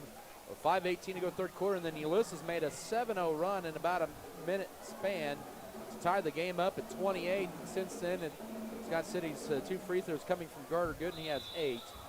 And the Beavers have not had a lot from the guards tonight. They've struggled. They've been mostly in foul trouble. Rumford now left side over to Alex Rodriguez. Here's a screen. Austin Tone will drive in. Now left baseline. Here's Weathers from 17. Bounces off. Rebound tipped around, and Ulysses has it in the hands of Hayden Graber. Minute 50 to go third quarter. Had a good look there. Weathers and now steal. Here's Rodriguez going up. The layup is good! And a foul! Rodriguez with his first career varsity points. And Scott City goes up 4 with a minute 48 to go third quarter. Off the 15th Ulysses turnover, the second on Graber. That's their 16th foul of this quarter as Levi Gwynn checks in for Hayden Graber. Rodriguez with his first career varsity points there, looking to make this a 5-point game. And he cannot. Rebound though, Weathers. Scott City can get a 4-point trip here. And Weathers, he draws the push on Levi Gwynn. That's his third and the team's 7th with 1:44 to go third quarter. So Weathers with 7 points and unofficially 8 rebounds. We'll have a 1-and-1 coming up. He had all 7 of his points in the second quarter. 32-28 Scott City. Free throw is short. Rebound Ulysses. Gwynn with it. Outlets it left. Racing it across is Tucker Metcalf. Wide open underneath. And the shot is, oh man.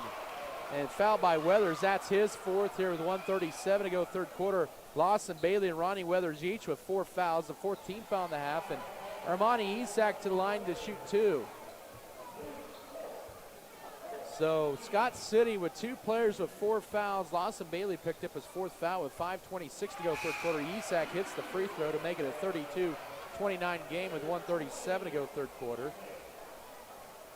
Weathers pats his chest, says, my bad on that foul.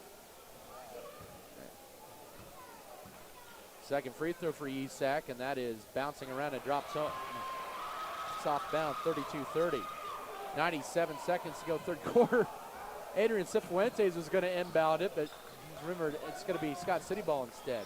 Gus Hawkins with it in the backcourt. Needs to do something with it.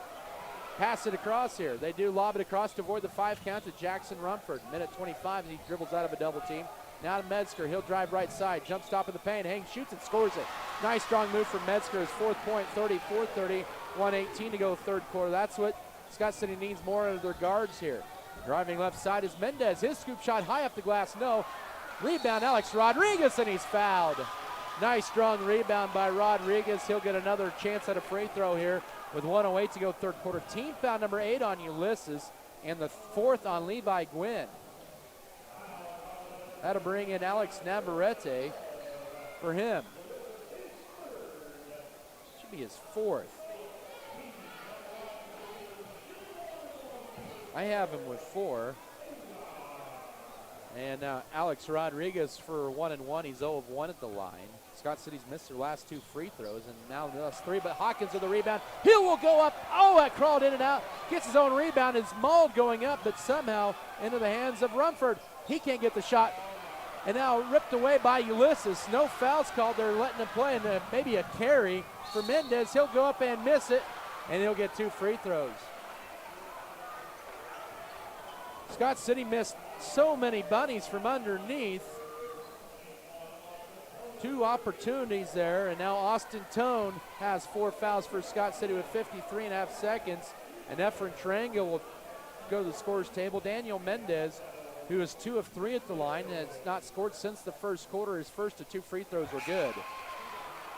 34-31, 53.5 seconds to go third quarter.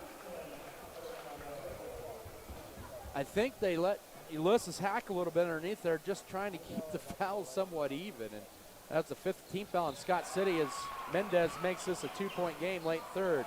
34-32, and Scott City throws it into the trees of Gus Hawkins, and he's fouled. And that'll send him to the line. That is a 9th foul in this third quarter for Ulysses. Armani Isak with his first foul. Both teams have played 10. Scott City has 3 players with 4 fouls. Hawkins with a 1 and 1. Free throw is short. Rebound Ulysses. They have a chance to tie. 45 seconds to go third quarter. And now they get it left corner. Turning down the 3 is Mendez. He'll drive in, dish underneath, ball stripped and stolen away. Good defense by Rumford. Now Rodriguez takes it across with 35 seconds to go third quarter, and a 2-point Scott City lead at 34-32. Metzger holds it up top left side. They go to Rodriguez. Now lob it into Hawkins. Catches it. Spotting up is Rumford, but they get it now the right corner. Metzger, can he hit this triple? No. Rebound Ulysses. Baseball pass intercepted by Metzger, deflected, still loose, picked up by Metzger, saves it into Rodriguez and back to Ulysses, and still loose. And now we're going to get a foul. Out of all that, we get a foul with 9 seconds to go third quarter. Who's the foul going to be on?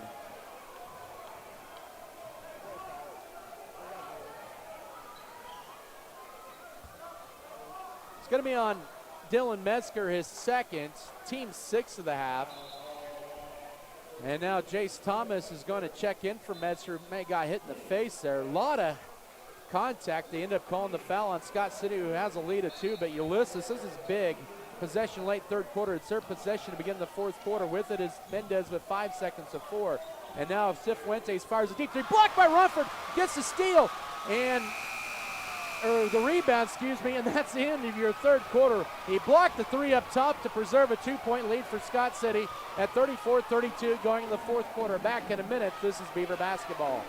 Women at every stage of life want a healthcare experience uniquely theirs, where excellence meets elegance and healthcare is personalized just for you. Scott County Hospital and Scott City Clinic's skilled physicians and nurses will help your family prepare for the birth of your baby. The private, comfortable, secure rooms for labor, delivery, and postpartum care include jacuzzi tubs for pain management during labor. Call Scott City Clinic to set an appointment today. We put our heart in healthcare.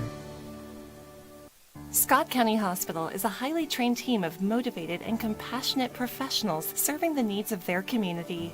Dr. Matthew Burns is a general surgeon whose specialty is caring for all patients with elective and emergency surgeries. Why travel for hours when you can be seen right here in Western Kansas? Dr. Burns is specially trained in colonoscopy, gallbladder, and laparoscopic surgeries, hernia repair, wound care, and much more. Scott County Hospital. We put our heart in healthcare.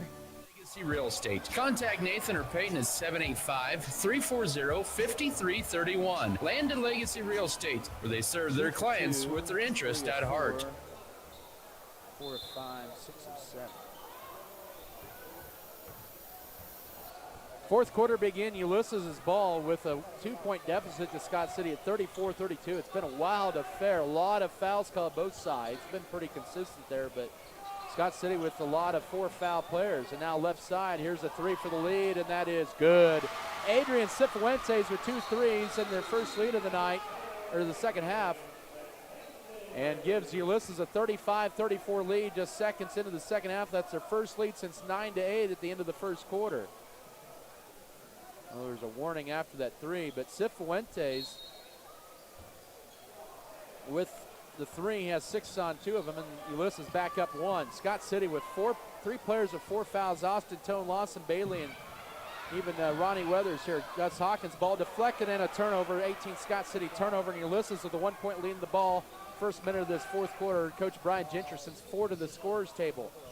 Ryan Nightingale has 16 for Ulysses with the ball and 3 fouls. Ulysses only has 1 player with 4 fouls. They have 2 others, make that 3 others with 3.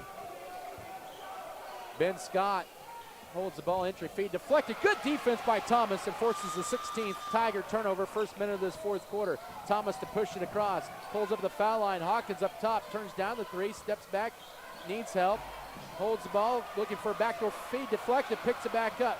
Puts on the floor, left side, Tarango drives left side. He'll take it in strong, pump fake. Hanks shoots and banks it home. He gives Scott City the lead back, 36-35, 6:43 to go. Here's Nightingale taking it all the way. His runner over Hawkins is good.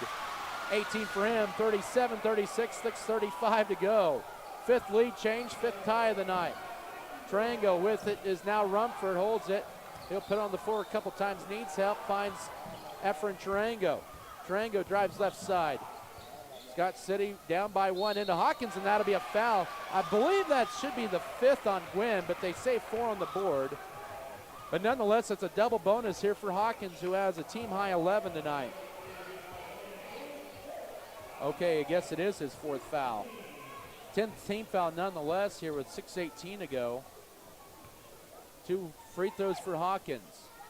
First free throw for the tie, you betcha. 6th tie of the night, 37 all, 6:18 to go fourth quarter. Hawkins with a team high 12. Carter Gooden has 8, Ronnie Weathers has 7. Out is Levi Gwynn for Ulysses.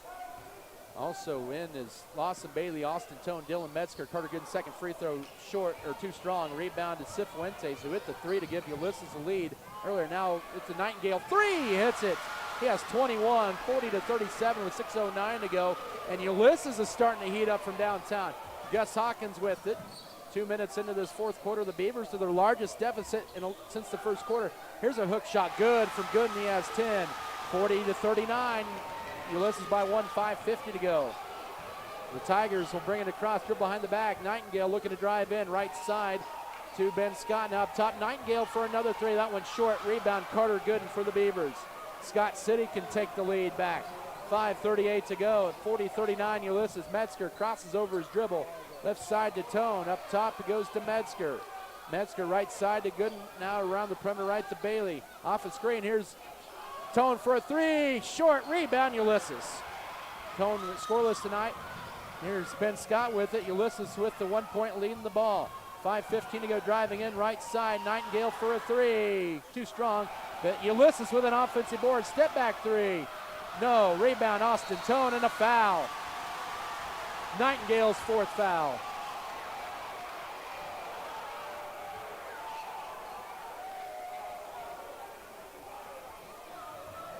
Team foul number 11 on Ulysses. Nightingale and Gwynn with 4 fouls here. 5:08 to go. And Tone to the line for 2 free throws where he was 67% a year ago. Where he grabbed that offensive or defensive board. He was just 4 of 6 a year ago. Averaged 2 points a game. Free throw for the tie, yes. 40-40. 5:08 to go, our 7th tie of the night. Scott City after the third quarter is 12 of 21. They're 2 of 3 in this fourth quarter. That puts them at 14 of 24. This for the lead. Yes. Tone with his first 2 and gives Scott City the 41-40 lead. 5 minutes to go here at the Scott Community Event Center. With it out high is Daniel Mendez, left side to Ben Scott. Scott with it, holds it. 4:55 to go, guarded tightly by Metzger. Now at high to Christian Jaquez. Jaquez holds it, now will take it on Gooden. Will drive in strong, gets stripped, going up and stolen away. 17th Tiger turnover. Beavers with a 1-point lead in the ball. 4:40 to go. Right side to Bailey, catches it, drives right baseline, pull up. No! Rebound Hawkins. No good on the putback, but he's fouled. Team foul number 12 on the Tigers this half. The foul charged to Christian Jaquez, his 4th foul. 4:33 to go. Ulysses with Ryan Nightingale, Christian Jaquez, and Levi Gwynn, each with 4 fouls. Hawkins free throw, leads left that short. He's missed his last 2. Scott City with Austin Tone, Lawson Bailey, Ronnie Weathers with 4. As in will be Hayden Graber for Christian Jaquez. Hawkins' second free throw, nothing but net there. He has 13, 42-40, 4:32 to go. Scott City's lead back up to 2. Ulysses with the ball. It's a 2-point game going into the fourth quarter. Here's another 3. That one too strong. Rebound. Hawkins rips it away for Scott City. With 4:18 to go after. Cifuentes missed it. Scott City missed a wide open Lawson Bailey down the field, or floor that is. But Scott City still keeps the basketball. 4:08 to go into Carter Gooden. Nice cut, Lawson Bailey lays it up, scores it! Bailey with 3, 44-40, midway fourth quarter. Nice cut, Ulysses wants time. 3:57 to go. We'll take a 1-minute break. 44-40 Scott City, this is Beaver basketball. At American Implement, we know that our farmers and ranchers are getting up and going to work every morning to provide food, fuel, and fiber for the world. And even though time and technology keeps us constantly changing, one thing will always remain the same. We promise that we'll continue working right beside you. We appreciate all that you do for our country and our communities. From all of us at American Implement, thank you, and may God bless the American farmer and rancher.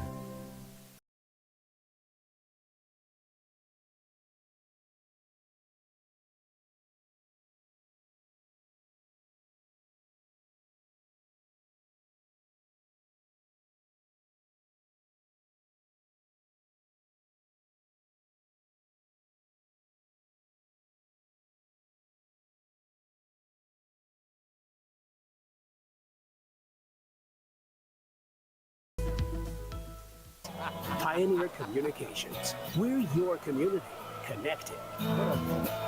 Rally here. It's a 7-0 Scott City run over the last 2 minutes, and they have a 44-40 lead, forcing Ulysses to call one of their final 2 timeouts.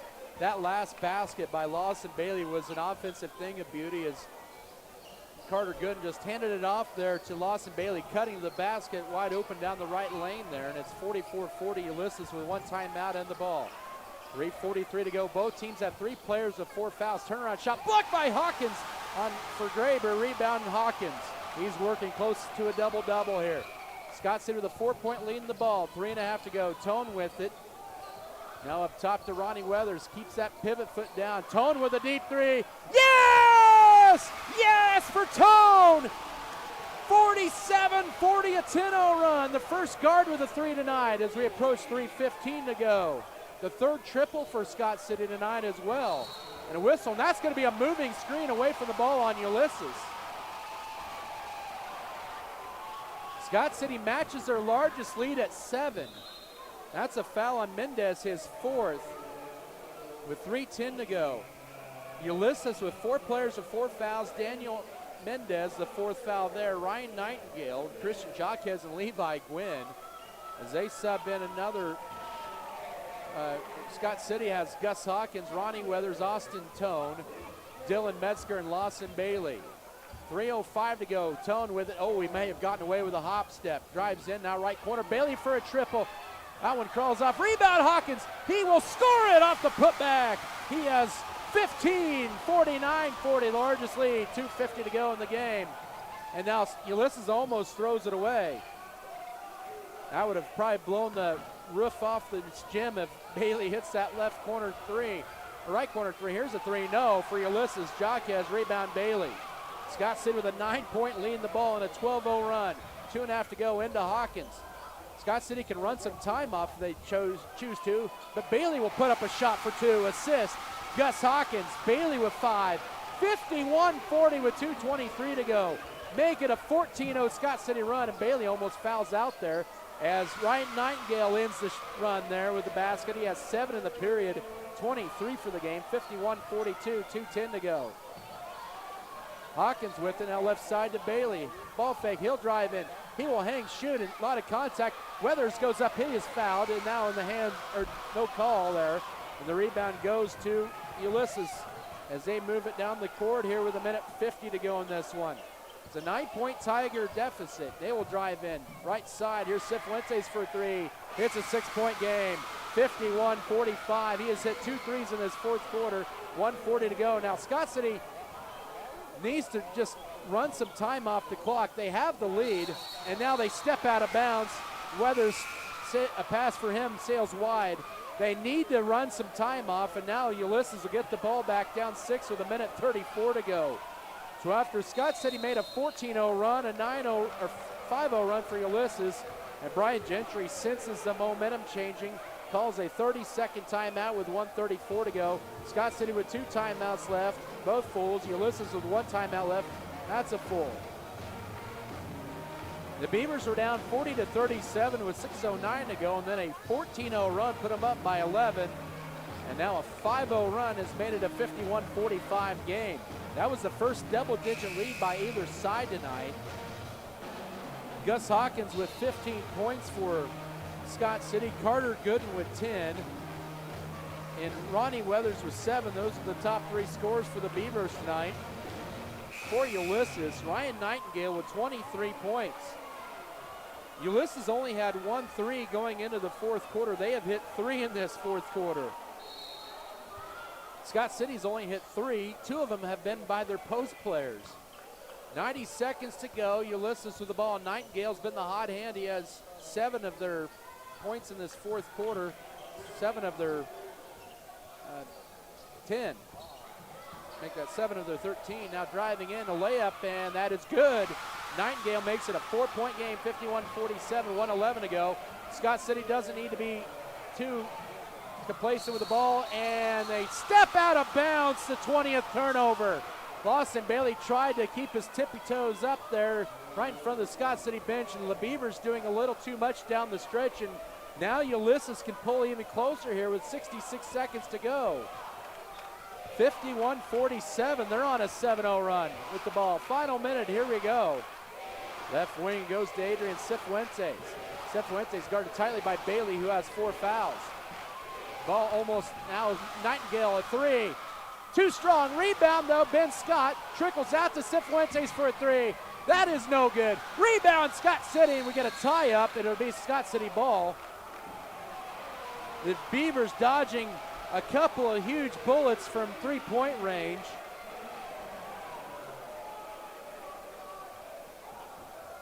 With 41 seconds to go, they lead by 4. Ulysses, they needed to get it across first and foremost and get it to Weathers, who almost walks with it now to Lawson Bailey. And now they just need to hold on. Oh, Tone will take the 3. No, rebound. Weathers had it, and now it's Ulysses with the ball. Here's Nightingale. He'll lay it up and score, and that is fouled. With 24 seconds to go, it's 51-49. Oh, my. Team foul number 7 on Scott City and the 3rd on Dylan Metzger. Holy cow. Scott City has had their moments to take this game over. The free throw, no. Rebound, oh, they're going to call a holding foul on Weathers, and that's it. Off the miss free throw. Wow. Scott City just needs to make Ulysses foul when they have the ball, and now Ulysses has a chance to tie at the free throw line. Daniel Mendez is 4 of 4 at the line, and it's a 1-and-1 with 23.7 to go, 51-49. 1-and-1 up, and that is good. It's 51-50. It's a 10-0 Ulysses run. This is in the last 2 minutes, folks. 23.7 to go. Weathers fouls out with 7 points in the game for the tie. Too strong, we got a whistle. Oh, we have a lane violation. That free throw does not count, and it'll be Scott City's ball. But they have to get it in. Ulysses is going to foul, you know they are. 23.2 to go. Bailey to inbound it into Tone. He has fouled immediately, and that was a mistake for Nightingale. That is it for Nightingale. Their leading scorer with 25 points fouls out with 21.9 seconds to go. Oh my, that's a huge foul out. Team foul number 14. Tone to the line for 2 free throws.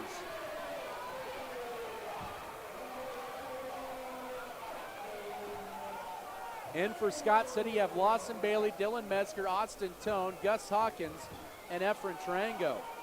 They say Mendez crossed the foul line when he shot that free throw. Free throw bounces in for Tone. He has 6 all in this fourth quarter, 52-50, 21.9 to go. Second free throw pending. It is good.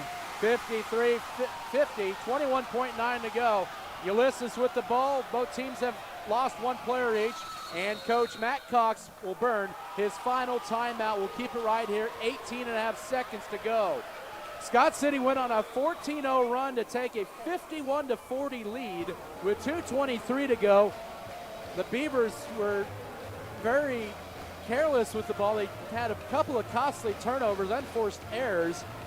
They rushed too many shots when they didn't need to take a shot when they were ahead, and that allowed Ulysses to build some momentum with a 10-0 run. They had a chance to tie. Mendez missed the free throw. He went over the foul line. Tone comes back, hits 2 free throws to end the 10-0 run. Those 10 points for Ulysses were in a matter of 2 minutes. Scott City with a 53-50 lead, 18.5 seconds to go. Both teams have lost a player. Ronnie Weathers fouled out 5 seconds to go. Ryan Nightingale, who fouled out with 25 points, fouled out just 3 seconds ago. But the team, Scott City trying to survive here, gets a 1-0. This was a 34-32 game going into the fourth quarter, and what was it felt like a stagnant third quarter, even though Scott City had 11 points and Ulysses had 12, has been an electric fourth quarter. The lead is exchanged 3 times in this fourth quarter, and we've been tied 3 times. Ulysses with the ball down 3, 18.5 seconds to go. They get it into Ben Scott, holds it out high. Left corner, it goes to Daniel Mendez with 10. Now bounce pass to Jaquez. Scott turns down to 3. He'll drive in, he will lay it up. That's an offensive foul with 8.5 seconds to go, and the senior Efren Tarango takes the charge. Honestly, that was big anyway, because even if they counted the basket and they did not call a foul, Ben Scott fouls out here with 8.5 seconds to go. And 1 point, Scott City will burn one of their final 2 timeouts left. 8.5 to go. We'll just go ahead and keep it right here. 53-50, Scott City hanging on barely to a 3-point lead. It's a survival of the fittest here in this opening night. And we've been treated to a thriller of a game here.